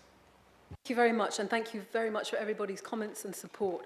I'd just like to follow up with a few things. First of all, I'll declare an interest. I have an NHS dentist. But only just. During the pandemic, because if you hadn't seen a dentist for a certain amount of time, you were automatically struck off. I complained about this, and I was told there was no way to get back onto that NHS dentist role. I then declared that I was a councillor, and weirdly, they put me and all my family back onto being an NHS dentist. It is the only time that it's been useful to be a councillor. It's probably saved me and my family a huge amount of money. I raised the issue too that Councillor Tim Warren has said about being able to access, and that I was wrong. I challenged that further, because one of the things that we did when we put together this motion is that there is a central register, but it changes all the time. And we did, in fact, ring up 1 Queen Square, and we were not able to get a place in that. So it does change. It is very problematic, and most people just give up because they cannot find a way through. It is shocking. I'm very grateful to the local MPs who have been seeking to better redress the 2006 dental contract. It is a serious matter, as I have said. Dangerous oral health conditions affect so many people's lives. As we've heard from Councillor May, 5 to 9-year-olds are admitted to hospital to have emergency treatment. This is not the way to be treating that. I'm very grateful to the Children's Health and Wellbeing PDS over the very many years that we together, cross-party, have endlessly raised this issue and tried to find a way through the complex issues that are put before us, because it is complicated in terms of why there are fewer dentists, NHS dentists, and clearly Brexists and the UDAs is a clear issue. But also the high cost of student loans and becoming a dentist has put many people off from becoming an NHS dentist, because they can't afford to pay their loans back in that form. So there is a huge amount of work to be done. But most importantly, we as the local authority do have a statutory duty to public health, and this is a clear public health emergency which we need to make sure is addressed for all our residents. I hope you support the motion tonight. Thank you. Thank you very much, Councillor Wright, for summing up on the debate. We now move to the vote on the motion from the Green Group on dental care, moved by Councillor Wright and seconded by Councillor May. Please vote now.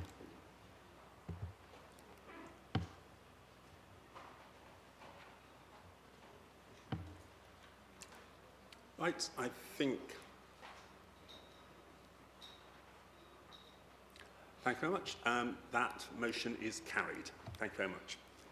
We now move to item 11 on the agenda, which is a motion from the Liberal Democrat Group on protecting the River Avon, and I believe Councillor Waite will be moving the motion. Thank you, Chair. Please, councillors, would you raise your hands if you believe the River Avon is clean, well managed, and those responsible are doing a good job? Yeah, thank you, I agree. Clearly, we have a problem. This cannot go on. Interestingly, the statements that we've heard at the start of the meeting, about half of them mention rivers and the problems that they were having with rivers, including the lady from East Harttree. So this is a real issue. The public are angry about the state of our rivers. Opinion is firmly against companies and agriculture who continue to pollute them. Water company shareholders and company directors are still receiving generous dividends and payments as they take inflation-busting water rate rises from householders to clear up their mess. This isn't right. The current state of the Avon is poor, with only 12% achieving good ecological health. Cleaning up our rivers was a Lib Dem motion unanimously passed in the previous council on the 25th of March 2022. Although it received 100% support, the activity is restricted to Baines. Its effect is helpful but limited. This motion considers more ways, including restricting the ways that companies can give money to shareholders, but that requires government legislation. And this doesn't. We need a bigger, better model. That model is for us to link and support with all authorities working along the 83-mile length of the River Avon and its tributaries in order to ensure a lasting health of the river. I propose that Baines Council should endorse the Charter for our Avon bioregion with a wide and ambitious goals for a river that can evolve naturally, flow sustainably, not be polluted, have biodiversity, be allowed to recover ecological function, to value interconnectedness of all living entities in the river and be mindful of the river when developments are proposed. I expect all councils, unitary, town and parish, to adopt this charter so the river can become healthier from the source to the sea. One council, Winsley Parish Council in Wiltshire, has already adopted the charter, which is great for us as the water that flows through Winsley is the same that flows through Baines. Councillor Henman and I have met with We Are Avon, two of whom spoke earlier today, and are central to this work. We know that Bristol, South Gloss and North Somerset are all working to adopt the Charter. We expect all councils to be proactive in forming links with other interested groups to protect this valuable resource. People are ill because of this, and as Councillor Warren said earlier, people swim in the river when perhaps they shouldn't be. Forming pragmatic partnerships with all who want the River Avon to be a thriving, living river. In February 2025, the River Ouse became the first river in the UK to have its right to exist and thrive recognised by Lewes District Council. More importantly, on the 25th of May 2026, the River Wye was granted cross-border support from the source to the sea by all its councils.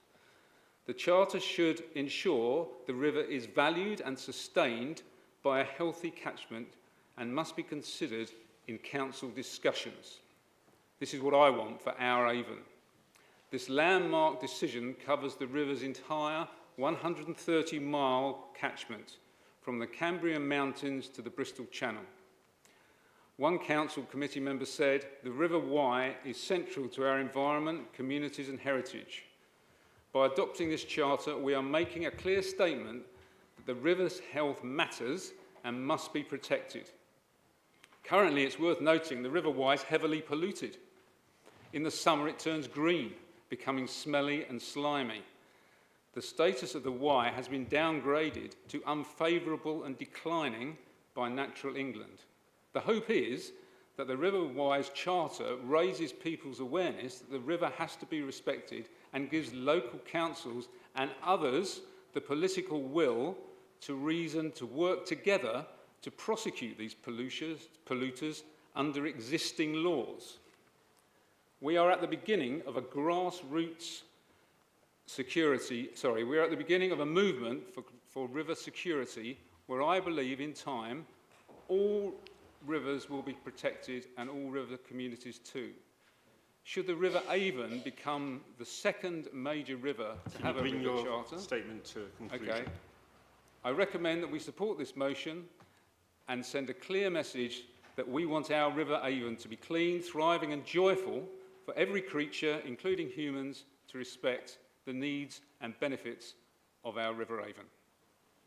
Thank you very much, Councillor Waite. I believe Councillor Henman is seconding the motion. Thank you very much, Chair. Thank you for the opportunity to second the motion on protecting the whole catchment of the River Avon. I think we all found it shocking to hear today, and we've seen in the news a number of recent incidents of sickness amongst bathers in the River Avon and its catchment, in its tributaries. This affects many of our residents, including our own children and young people, and I believe it's essential that we need to work together to clean up our rivers and give people access to natural spaces surrounded by better biodiversity. The Liberal Democrats have been at the forefront of a campaign in Parliament against this sewage scandal, and we know that just 14% of rivers and lakes in England are currently in good ecological health. It is clear that the current system is broken, and water companies are not being held accountable for one of the worst environmental crises in the UK, as Councillor Waite has already outlined. Locally, we see regular cases of discharging partially treated or untreated sewage into our rivers. Looking at Wessex Water's own statistics, we see that many locations register more than 30 incidents just in 1 year of sewage discharge, and we heard an example earlier today. This leads to sickness and poor health, and nitrates from field runoff lead to a drop in biodiversity. All of this must stop. To get to the bottom of this issue, we believe we need to work together along the whole course of the River Avon, and that's why we're calling on everyone to support the Charter for the Avon bioregion. But let me also be clear, this is not about granting legal rights to the river. As a council, we do not have those powers, and that was clarified by the earlier speaker and the expert who spoke earlier. This is about creating a moral obligation on all those who are contributing to the poor state of our rivers to clean up their act. And that's why we have an opportunity to work together with neighbouring authorities and put together a package calling for an urgent meeting with Wessex Water, robust action across the Bristol and Avon Catchment Partnership and the West of England Combined Authority, and pushing national government for greater regulatory powers for the Environment Agency and Ofwat. So we should also welcome the strong engagement of community groups such as We Are Avon that we heard from today to mobilise local residents and communities, and we should all work together to identify ways to assist landowners to also shift to more sustainable farming practices. So let's be ambitious, work together, and enable our rivers to be alive again. Thank you. Thank you very much, Councillor Henman, for seconding the motion. I have 4 speakers indicating so far. I have Councillor Sarah Warren and then Councillor Ball. Thank you. So I should begin by actually declaring an interest that I'm a trustee of Grow Bath Easton, which is a local charity. And I would just celebrate actually a bit of the work of their River Care Group, who work jointly with St Catherine and with Marshfield, litter picking, balsam pulling, reporting things that need fixing, testing the water, engaging with Wessex Water and writing to them about sewage outflows and things. They've been trained by Bristol Avon Rivers Trust and by We Are Avon, and they're working hard, and in a separate work stream of Grow Bath Easton, they've run some wonderful evenings of talks. The most recent one was From the River to the Trees, and there was a previous one that celebrated the beavers who've been so very busy on Bathampton Meadows. So if you'd like to see beavers, I would encourage you to go on down to Bathampton Meadows at about 5 a.m. and they're busy there every morning. Grow Bath Easton River Care Group also did a recent pilgrimage on the spring equinox from along the length of the St Catherine Brook. So I just want to thank them for their hard work and really to talk about the value of this particular motion, which is in covering the whole catchment of the River Avon, the importance of that in covering whole ecosystems, and encourage everyone really to support this motion, which especially if we do it jointly with the other unitary authorities along the route, and perhaps even with the West of England Combined Authority, will give us a really strong mandate in advocating for the river and its ecology with the organisations whose role it is to look after it. Thank you very much, Councillor Warren. I have Councillor Ball and then Councillor Rigby. Thank you, Chairman. Very interesting to hear the speeches so far. I thank Councillor Waite for bringing the motion to Council. It's been a long time coming, but it's here now. I'm sure Councillor Warren and Councillor Crosby remember Councillor Laming in this council chamber many years ago, who waxed lyrical about the River Avon. He stood this council chamber many times shouting that the River Avon had been looked after, and he took me on a tour of pretty every inch of the River Avon when I was cabinet member between 2011 and 2015. I'd also showed his boatyard in actual Cancel Wharf many years ago. It's very important, though, we actually look at the work that's been done already and bear in mind the history and the amount of information other people actually hold regarding this. I know Councillor Laming, ex-Councillor Laming, still holds a lot of information, although unfortunately he's a Reform Party member in South Wales now, although he will probably give over what he's actually got to help the authority and other areas establish what he's done 14, 15 years ago. One little bit of correction for Councillor Waite. The River Avon doesn't actually run through Windsor, it runs very close. It actually runs through Freshford Moor, which is just slightly south of that, although I do welcome the Liberal Democrat administration in Winsley for adopting it already. Thank you very much, Councillor Ball. We have Councillor Rigby and then Councillor Mansell. Thank you very much, Chair. I think what this motion is seeking to achieve is to show how very much we do value our river. It should be an asset, and currently sometimes we think of it as an issue that needs resolving. Sadly, at the moment, when we look at some of the scales of the problems, the way forward is far from clear water. I promise that's my last pun. There is so much complexity around the governance, the navigability, and the responsibility, with hundreds of our residents having riparian rights. So, as an example, it's not easy to navigate your way through all that, nor is it manageable by ourselves alone as Baines Council. The Charter acknowledges that there needs to be a plan from the source of the river to the sea, which covers things such as the environmental health, pollution, access, flood mitigation, etc. And I wholeheartedly endorse this joined-up approach. As a potential way of travelling through our region, and I was very interested in one of the public speakers who talked about the pleasure boats that currently ply their trade and the speeds at which they go.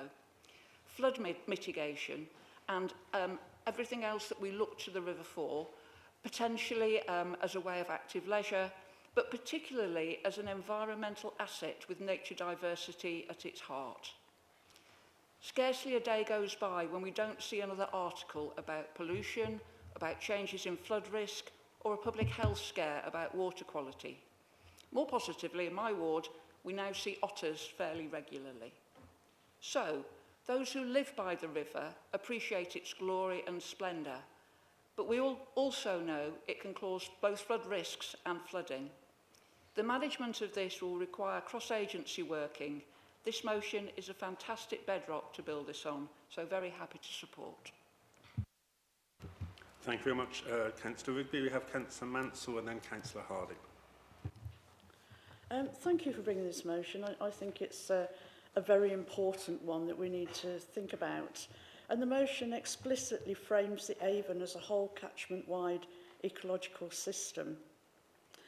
I think I'm hearing as well from the speakers that the terrestrial habitats are part of rivers' ecological function, not separate from it. And as we know, all rivers run to the sea. The rivers and brooks in Radstock, including the Wallow Brook, the River Somer and the Snails Brook, ultimately run into the River Avon near the Dundas Aqueduct just outside of Bath. So, as we've heard from various speakers tonight, anything that affects surface water runoff, soil health or biodiversity in the wider rural areas outside of Bath ultimately affects the Avon system downstream. So I'd like to ask, if we endorse this charter, will it imply a need to safeguard terrestrial habitats that support river health outside of Bath as well as along the Avon Riverside? Thank you very much, Councillor Mansell. Councillor Harding and then Councillor David. Thank you for bringing this motion. It's really important to me to note that it's not just the River Avon, but the whole catchment, including the beautiful River Chew. I urge everyone to support this motion. Thank you very much, Councillor Harding. Councillor David and then Councillor Simon. Thank you. I would also like to support the motion and its commitment to improving water quality and biodiversity in the River Avon area. I believe it's important that this council continues to examine those areas within our own responsibilities where we can make a practical difference. One such area is the planning system. A particular issue that has been raised with me over the last few months and in years is the loss of front gardens. This is something that I have seen happen over recent years on the Moorlands estate, which is characterised by its gardens and green spaces. The estate was award-winning when it was first built, with every house having both a front and back garden. However, many of these front gardens have gradually been replaced by driveways, particularly as car ownership and parking pressure has increased. This change has several negative consequences. It reduces biodiversity and removes valuable space for nature as plants and hedges are taken out. It also increases the amount of hard, non-permeable surfaces which contribute to local overheating and also increase surface water runoff into drains, also relevant to the Labour Party's motion later on this evening. This matters because what enters our highway drains ultimately flows into waterways across our area, often having mixed with sewage in the combined drainage system.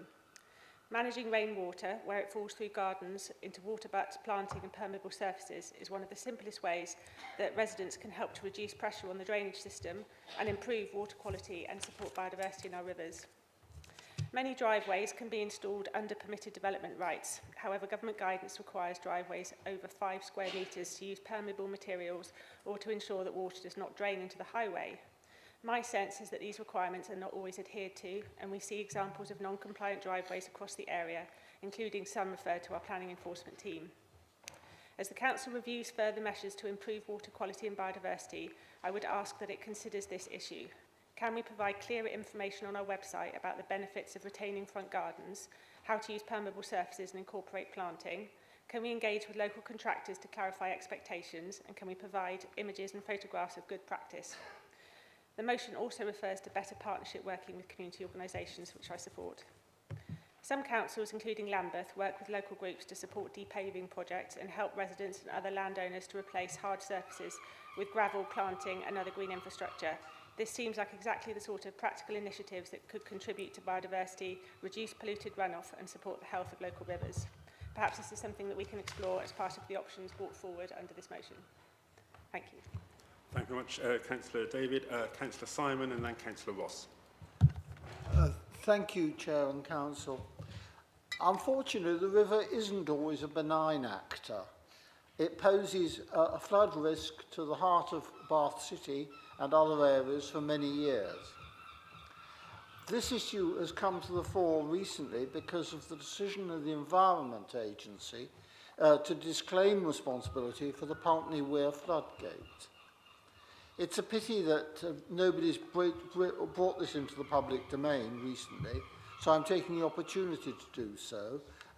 They actually wrote to the Council back in May. I'd like to pay tribute to the work of Cerys Humphreys, the Vice Chair of the Local Residents Association, whose assiduous work on freedom of information disclosed this decision. The reasoning of the Environment Agency is that the modern flood and hydrology studies show that the floodgate doesn't actually contribute to flood defence. It's therefore locked in the closed position. The Environment Agency see a bigger risk if it sticks in the open position and drains the river above the weir, which would cause damage to buildings because of low water levels. I've asked a number of questions about the Council, and I'm glad to say the Council has sought independent advice about all this, and it's continuing to discuss arrangements with the Environment Agency. Clearly, a redundant structure of this magnitude is an unwelcome additional capital burden for the Council.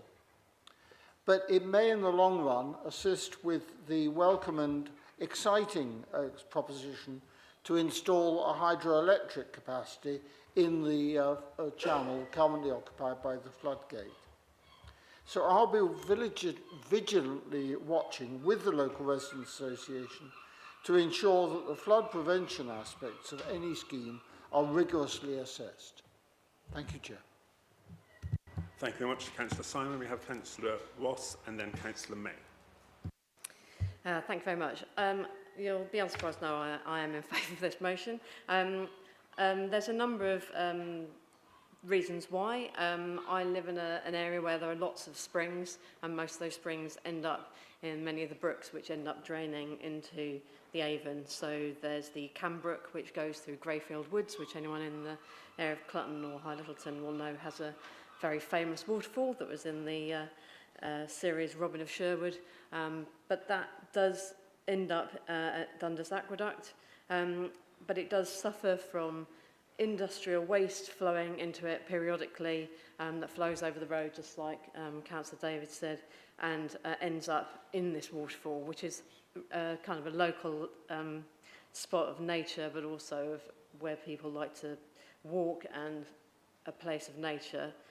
So there really is an issue here with how we managed to get the Environment Agency far more powers back to actually help us with this, because I know that residents, all they can do is basically report these incidents constantly, but unless the Environment Agency can come out when it's happening, it's very difficult to actually manage, and we as a council have very little control over that. There's also the Conager Brook flows through my village of Farnborough. It starts at Barrow Hill and it works its way all the way down to Twerton, where it enters the Avon. And it is a local, even though it's a concrete channel, it still manages to host kingfishers, dragonflies, an eel last year, and also an elusive otter, apparently. I've never seen it myself, but apparently it's there. So I will completely support this motion, but we really do need to look at the catchment outside in the rural areas, where a lot of the pollution issues aren't just down to sewage, although it is in some places, but are actually down to the industrial sites, which may have inadequate drainage and end up flowing not through any fault of their own, but just through increased industrial activity, which now overwhelms those drains and actually cause an issue, but that will obviously continue all the way downstream. So thank you very much. Thank you, Councillor Ross, for your contribution. Councillor May, you are our last speaker indicated so far. Thank you, Chair. And I just want to stand back for a minute, because we've had a really interesting discussion about dentistry, and now we're talking about rivers. And it proves to me that communities can change policy. If people work together, they can actually have a positive influence for the future. And we've seen issues around the media taking up about water companies that have been abusing this. And we've seen Ed Davey from the Liberal Democrats publicly stating about that pollution, and people are listening. When I go out and knock on doors, people talk to me about the rivers. So it's good Councillor Harding and Councillor Mansour making comments about tributaries. Tributaries aren't just little things. Some of them are main rivers.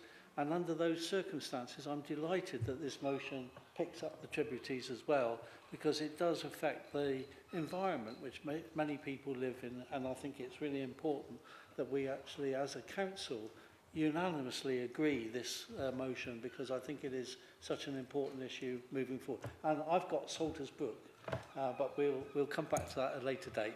So thank you very much, Chair. Thank you very much, Councillor May. We've had 9 speakers. Councillor Waite, would you like to sum up on the motion, please? Thank you, Chair. Thank you also for the comments, all very interesting and helpful. I'm really pleased with the response that we've had. And I think what I'd like is for us to change the mood, because I'm not a young man, and yet this problem has been around. Thank you, Councillor Biddleston. That's good of you. This situation, this problem has been around for as long as I've been around. I mean, it's not new, and it's not been sorted out. And somehow we get the impression that it's never going to be sorted out, and it's okay that it's never going to be sorted out. But it's not okay. It's really not okay. People should be able to swim where they want in clear waters around our bioregion. And I fully accept the issues about the fact that we are concerned about the whole bioregion and not just the River Avon itself. I'm really keen that we pass this motion because I believe this could be the first of many.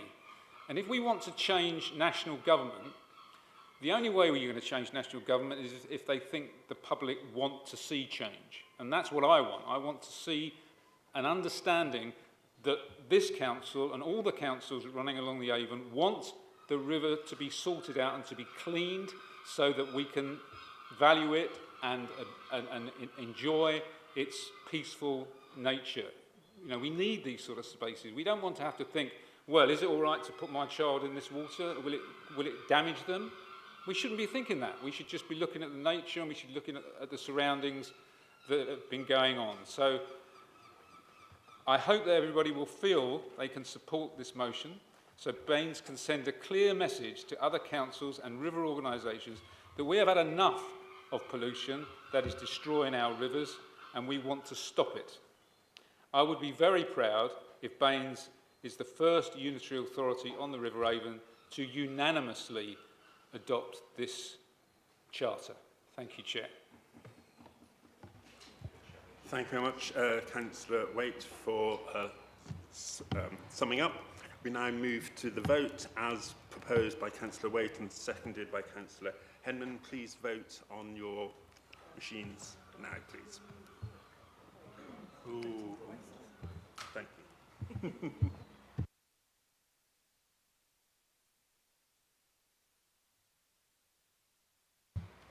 I think that's everyone in the council chamber has voted, so that motion was passed unanimously. Thank you very much.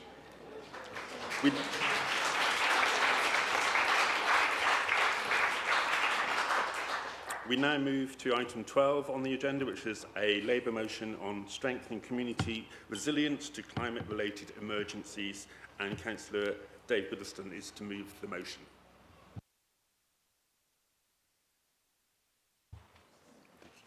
Thank you, Chair. I'm grateful to Councillor Simons for reminding us that as much as we love our rivers, which is incredibly important, that they are not always, to use his word, beneficent. I'm very grateful to Councillor May reminding us that our communities can work together to bring around real change.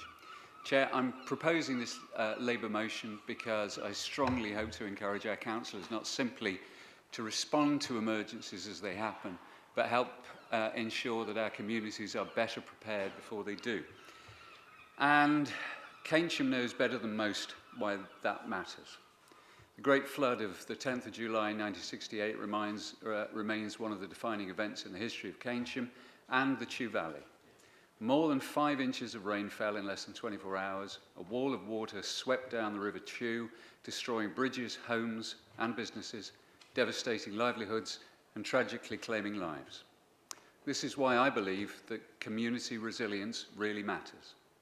This motion builds on the excellent work of our officers and partners and the work that they're already doing, while asking each one of us as councillors to take a visible lead in helping our communities to become more resilient in the face of increasing changing climate. This motion is about recognising one simple, indisputable fact. Our climate is changing and the risks facing our communities are changing with it. We don't have to rely on history. We can see it happening all around us today. We're experiencing another significant UK heatwave, and this year has already seen 3 separate heat waves. The Met Office has warned that what were once considered exceptional weather events are becoming increasingly common. And while scientists estimate that around 2,700 people have died during the recent periods of extreme heat in the UK. Preparedness is not fear-mongering.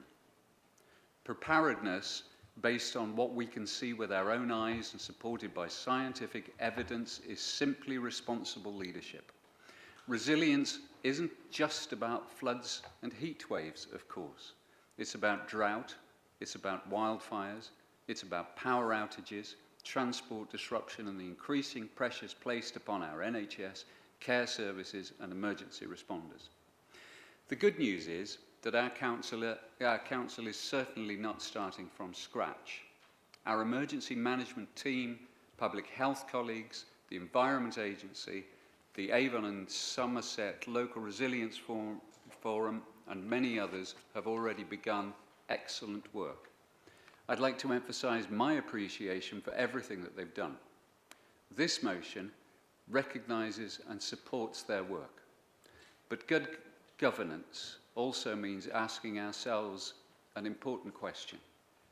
Are our towns, wards, parishes as prepared as they need to be for the challenges that we know are becoming more frequent? And are we, as councillors, doing everything that we can to help? That's the core of this motion. I'm particularly pleased that it supports the work already done through the Climate and Nature Strategy and the Climate Resilience Council programme. I'm equally pleased that it asks something practical of every councillor in this chamber to help identify and promote resilient community spaces within our own wards. Libraries, village halls, churches, community centres are places where residents can find relief during dangerous heat or warmth during severe winter weather. Simple ideas that cost little but can make enormous differences to our community's health, safety and well-being. Climate resilience isn't created solely in our council offices, it's created in our wards. It's built through parish and town councils, volunteers, community organisations and residents working together with councillors, helping to bring people together and make those connections. Chair, I move this motion. Thank you very much, Councillor Biddleston. I believe Councillor Rigby is seconding the motion. Thank you very much, Chair. I'm very pleased to second this motion. Those of us who've seen the very powerful People's Emergency Briefing film must have taken something away from it. One of my strongest recollections was the phrase that whilst we may think the weather is extreme now, this is the least extreme it will be in our lifetime. In terms of an emotional connection, the power of an expert saying he wanted to be able to look his son in the face and say, "I really tried, mate," will stay with me a very long time. So I thank Councillor Biddleston for bringing this forward. It's timely and it's important. I thought it might be useful to give just a little bit of detail about what we're already doing from an emergency management point of view. Emergency management is the reactive side of the coin and is closely linked to the adaptation and resilience policy work that's led through the Climate and Nature team. We have organised community resilience days, and the next one is actually scheduled for September. We have 4 communities that have already completed their community resilience plan, and we've attended quite a few more meetings and other people are in the process of doing it. Please, if you want any detail, contact me or the emergency management team. We have a heat wave preparedness framework. This is in line with the UK HSA health alerting system and the Met Office. Similarly, we have a framework for extreme cold. In addition, the emergency planning team helps get out the health alerts to help communities prepare for periods of severe weather. As the lead local flood authority, we're currently updating our flood strategy. We work very closely with the integrated care boards. In fact, the council works closely with an incredibly wide range of partners. And as Councillor Biddleston said, there's a huge role for the community in all of this, whether it's the excellent work of flood wardens, the churches and community spaces that have opened their doors as cool spaces for our residents. With my comms hat on, you'll know that corporate communications team disseminate weather alerts and safety messages. I have thought that more could have been done to ensure that councillors are well briefed on these matters, especially as we're seeing more extreme and more regular climate change-induced weather emergencies. So with my communications hat on, and with officers, we have agreed a way to improve the way that information is cascaded to councillors. Community resilience is everybody's responsibility. Our role is to promote preparedness and support the development of resilience. As a council, we need to ensure the safety and security of those who live, work and visit here, now and in the future. We can only do that working with partners. The threats are real, the data is undeniable, and as a council we need to be able to look our residents in the face and say, we really tried. Thank you. Thank you very much, Councillor Rigby, for seconding the motion. Councillor Sarah Wan. I wanted to particularly thank Councillor Biddleston for bringing forward this motion, which is very timely, I think, given the weather that we've all been experiencing in the last few months and the People's Emergency Briefing showings that are rolling out across our whole district. And if you haven't been to one of them yet, I would really encourage you to find one in your local area and go along, because it's quite eye-opening, the information that is available. I wanted to reflect on a meeting we recently had discussing climate and nature with our Health and Wellbeing Board. I mean, I think it's quite clear that we need to get cool spaces into all of our hospitals and care homes as soon as possible, not to mention our schools, which closed for 2 days a couple of weeks back, and of course that in turn has a knock-on impact for the rest of the economy, because carers are at home caring for their kids. So it's absolutely vital we get cool spaces out in those places as soon as possible.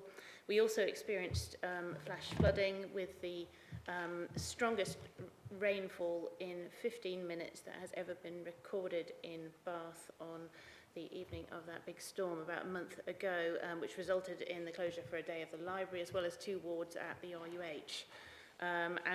Government is now coming out and telling us about the excess deaths.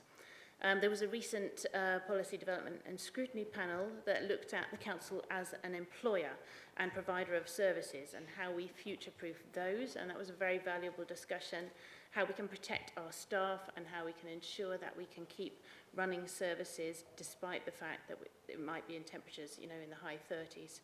And also this week we had a session run by the National Trust looking at how best we can adapt the World Heritage Site of the city.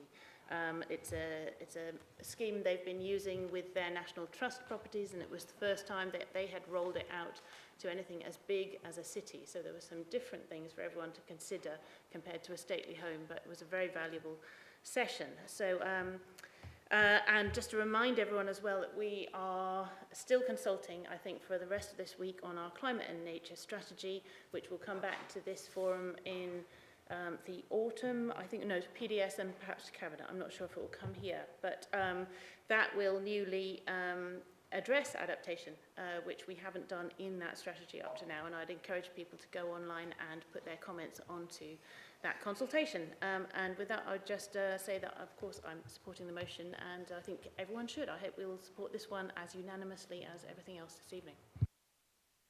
Thank you very much, Councillor Wan, Councillor Moss, and then Councillor David. Thank you, and thank you, Dave, for bringing this motion and support from Amanda as well for it. Just a couple of things to point out, and I was at the meeting that Sarah was of the Health and Wellbeing Board, where there was a discussion with not only council officers but partners about how we could roll out the programme of cool spaces, and that actually built on their experience of warm spaces, which built on their experience through the COVID pandemic. And I think it's right to thank our officers and our partners and say how lucky we are to have dedicated, innovative people actually working on this as an issue. And it's important for this to be discussed at full council, because to make sure that that is rolled out across Baines and doesn't become a postcode issue depending on maybe where initiatives are being put forward. But it's also important to say that we need to be sharing help and assistance with how people can actually remain cool. It's a comms issue. Because I'm sure people saw reports in the papers of how hotel rooms with air conditioning were being booked up by families so they could stay cool. There's also, and I probably as we're public, shouldn't mention the fact that major manufacturers have taken off discounts and increased the prices of their fans and their cooling towers because of demand. And those are luxuries that could be afforded by some, but there are many families within Bath and North East Somerset for whom booking air-conditioned hotel rooms is not an option. So actually sharing not only the fact there are cool spaces, but actually to help people keep their own homes cool is very important. I'm sure when the children come home from school baking hot and they want something to eat, actually packaging them up and taking off to a cool space is not an option. We should be looking at how to help people keep themselves cool in their own homes. But going back to the point I made to start with, thank you, Dave, for bringing this, and thank you for Amanda on behalf of the administration in supporting it. Thank you very much, Councillor Moss, Councillor David, and then Councillor Bridge. Thank you. I also want to support the motion, but I just wanted to re-emphasise a point that Sarah made. That I don't think the text explicitly mentions schools or education providers, so please can we ensure that they are included in any updates or scrutiny that we continue to have on this issue. I know there's increasing discussion in all schools as a result of the requirement to produce climate action plans, but I don't know what specific funding, and I'm not sure there is any, there is for schools to adapt. And many schools in our local area do not have air conditioning, and as Sarah said, we're forced to close. And that's a huge issue for future summers. So I just wanted to make that point verbally. Thank you. Thank you very much, Councillor David, Councillor Bridge, and then Councillor Hansel. Thank you, Chair, and thank you, Councillor Biddleston, for bringing this motion. I'm pleased to support this motion because climate resilience is something our residents are asking us to deliver. Only recently, communities in Bear Flat and around Widcombe Parade experienced significant flooding following intense rainfall. Roads became difficult to pass, businesses were disrupted, and residents were reminded just how quickly extreme weather can affect everyday life. These events are exactly why this motion matters. They show that climate change is not a future challenge. It is already placing pressure on our infrastructure, our services, and our communities. What I particularly welcome about this motion is that it builds on the strong work already being undertaken by our officers and partners. It recognises that emergency planning, flood management, and public health are not separate issues, they are connected. It also acknowledges that resilience is not just about responding after an event has happened, but preparing beforehand. It also commits to regular reporting so that we can continue learning and improving. Importantly, this motion recognises that councillors have a role to play. We know our wards, we know where drainage problems repeatedly occur, which community organisations can reach vulnerable residents, and where additional cool spaces or resilient community hubs can make a real difference. That said, while we must adapt our area to changing climate, we cannot lose sight of mitigation. Across the world, there are communities for whom a global temperature rise of 2 or 3 degrees would make their homes uninhabitable. We have a responsibility not only to prepare for the impacts we face locally, but also to play our part in reducing the emissions that drive these impacts globally. The flooding in Bear Flat and Widcombe Parade was a timely reminder that resilience cannot wait until after the next emergency. By supporting this motion, we are choosing to prepare our communities, protect our residents, and invest in a safer, more resilient future for Baines. Thank you. Thank you very much, Councillor Bridge. Councillor Hansel.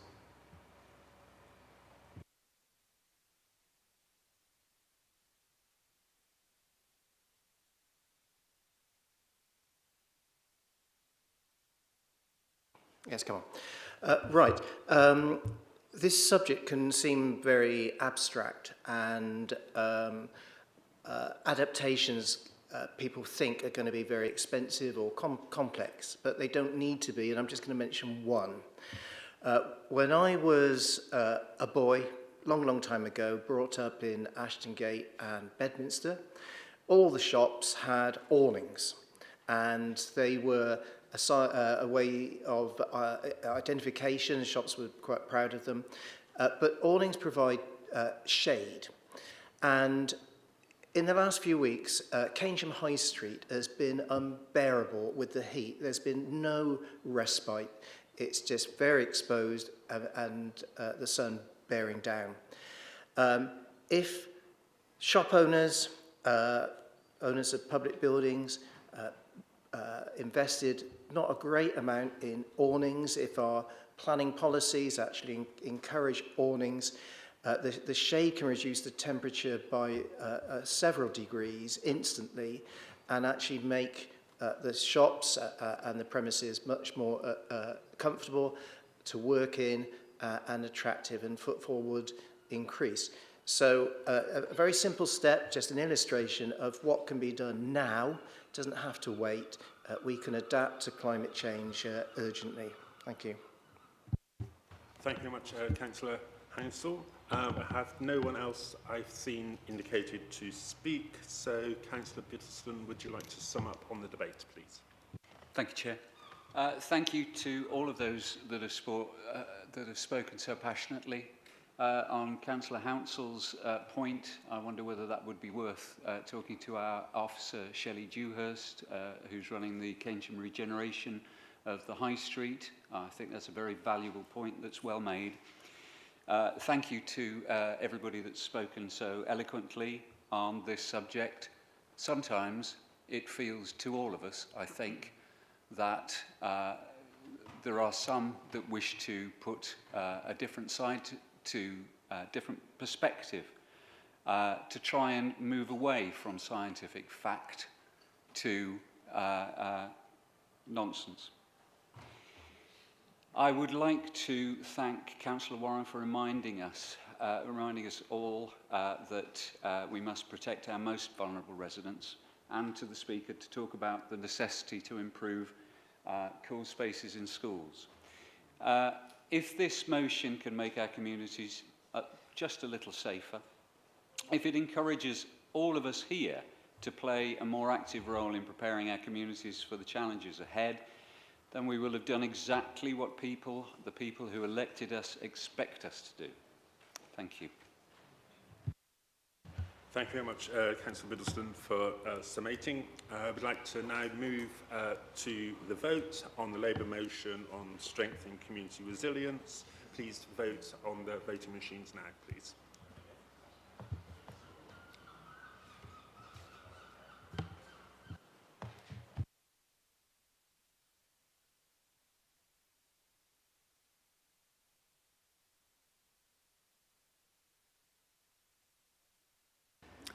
Thank you very much. Everyone who has voted in the council chamber, that motion was passed unanimously tonight. Thank you. We now move to... I move to item 13 on the agenda, which is statements from councillors. We have two this evening, and I'd like to firstly invite Councillor John Leach to make a statement.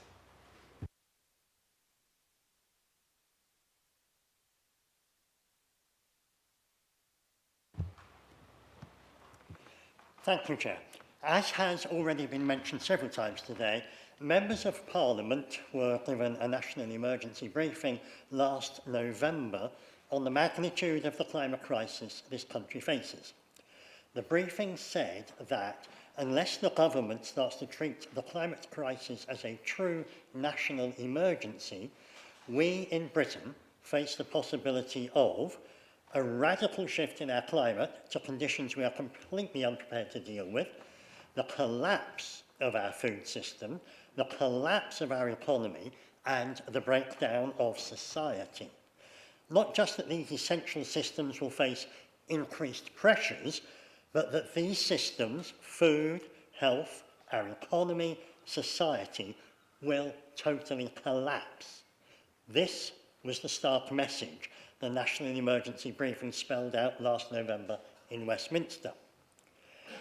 As if that's not stark enough, there are 3 points I would like to add.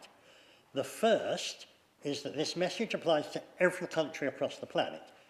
Every country needs to treat the crisis as a national emergency, not just Britain.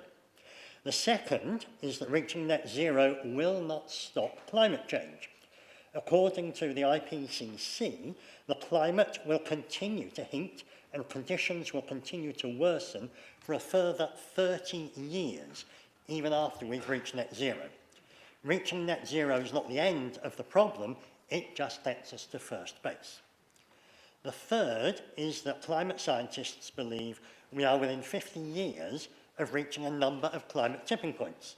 the Gulf Stream stopping, the collapse of the Amazon rainforest, and the melting of global permafrost are the three climate tipping points that are tipping any one of these, let alone all three, would drive climate change off the charts. If that is the threat we face, then what are governments doing about it? Well, they're certainly not treating it as a national emergency, and the world is not on track to achieve net zero by 2050, or by any date. Global carbon emissions are still rising. We're not getting closer to net zero, we are getting further away from it year after year. If you add all of this up, what does the National Emergency Briefing tell us is that total collapse of our food systems, our economies, and our societies is no longer a remote possibility, it is a very real possibility, if not a probability, within our children's lifetimes. This means three things to Baines. They are listed in my statement. I don't have time to go through them in detail. My final point is that Baines has to be bold. This is a true national emergency, and nothing less than treating it as a true national emergency will do. Thank you. Thank you very much, Councillor Leach, for your statement. Are there any factual statements? Councillor Wright. Thank you for your statement. Do you think this council should write to the government about the proposal of opening Rosebank? I think it would help, but my point is that this is a much, much larger emergency. It's not just about writing letters, and it's not just about reinstating bus routes. It goes well, well beyond that. Thank you very much for the question and the response. I see no one else indicated to ask a question, so thank you very much. We now move to a statement from Councillor Pancania. Chair, please.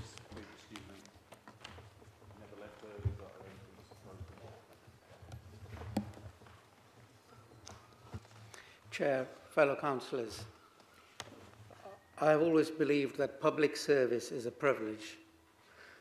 Throughout my time as councillor, deputy mayor and mayor of Bath, I have sought to serve every resident with integrity, respect and genuine desire to make our city a better place.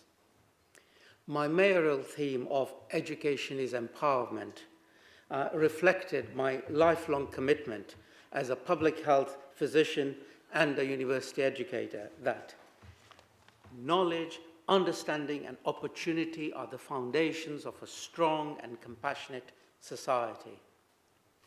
I'm immensely proud of what we have achieved together and deeply grateful to many residents, community organizations, charities, faith groups and fellow councillors who have worked to make this city a lovely city to live and work in. Today's motions are an example of such collaborative working. The issue about dentistry, the issue about rivers, the issue about resilience planning, all are examples of us working together for a better place. Like all of us, I'm human and capable of making mistakes. And I made a mistake, a momentary error, and shared a social media message before realizing its implied subtext. I'm sorry I did that, and I wish I hadn't. My action caused concern and offense. I listened, I reflected, and I accepted responsibility for my mistake. I regret the distraction that this caused to the council and to the mayoralty, and I stepped back as soon as it was clear that this was the right thing to do. I have learned that social media can be a hazardous environment. We live in a highly charged and adversarial times. Too often, we are looking to score points, seeking conflict rather than seeking understanding. In that atmosphere, we are losing objectivity, careful analysis, and balanced judgment. This is not healthy for our democracy, nor is it in the best interests of the community we're here to serve. I also believe that it is crucial not to confuse criticism of the actions of governments and their conduct of wars and the insults against a faith or a people. The former is a legitimate criticism and a statement of a political position. The latter is racist. Those are most definitely not the same thing. We must always reject prejudice and racial discrimination in all their forms, while also recognizing that democratic societies depend on the ability to discuss and debate difficult issues respectively and thoughtfully. Before I conclude, I'm sorry I have overrun, I'm very sorry. Before I conclude, I want to express my sincere thanks to the many people who have shown me much kindness over recent weeks. Thank you to the many people who've stopped me in the street to shake my hand, and to those who have written letters and cards, and to everyone who has offered words of encouragement and support. These simple acts of kindness matter greatly. They remind us that compassion and fellowship are values we should all strive to follow, to show more often, especially when others are facing difficult times. On my last turn, I also want to thank the wonderful people of Coombe Down for placing their trust in me and for electing me twice to represent them. It has been an honor and a privilege to serve our community, and I shall always be grateful for the confidence they placed in me. To the difficult part now, and it is difficult. Please bear with me. I have thought about this for a long time, a good 3 months, and I have decided that I will not be seeking a third term as councillor. And furthermore, I also believe that the time has come for me to resign from my seat as council. This has not been an easy decision, but I need to give greater priority to my own health and well-being. Looking ahead, whilst my health holds, I intend to devote my time to the work I have dedicated much of my professional life to: infectious disease control, prevention and management, particularly in lower income countries, where I hope my knowledge, my experience can make a meaningful contribution to improving health and saving lives. Can you bring your statement to a Last conclusion? line. Thank you for the opportunity to serve this council and the people of Bath. Thank you. Thank you, Councillor Pankania, for your statement. Are there any factual questions for group leaders? I don't see any. Thank you very much for your statement and your service. I would like to now close the meeting and thank you everyone for your contributions tonight to all the different motions, and it was pleasing they were passed with so much unanimity. Thank you very much.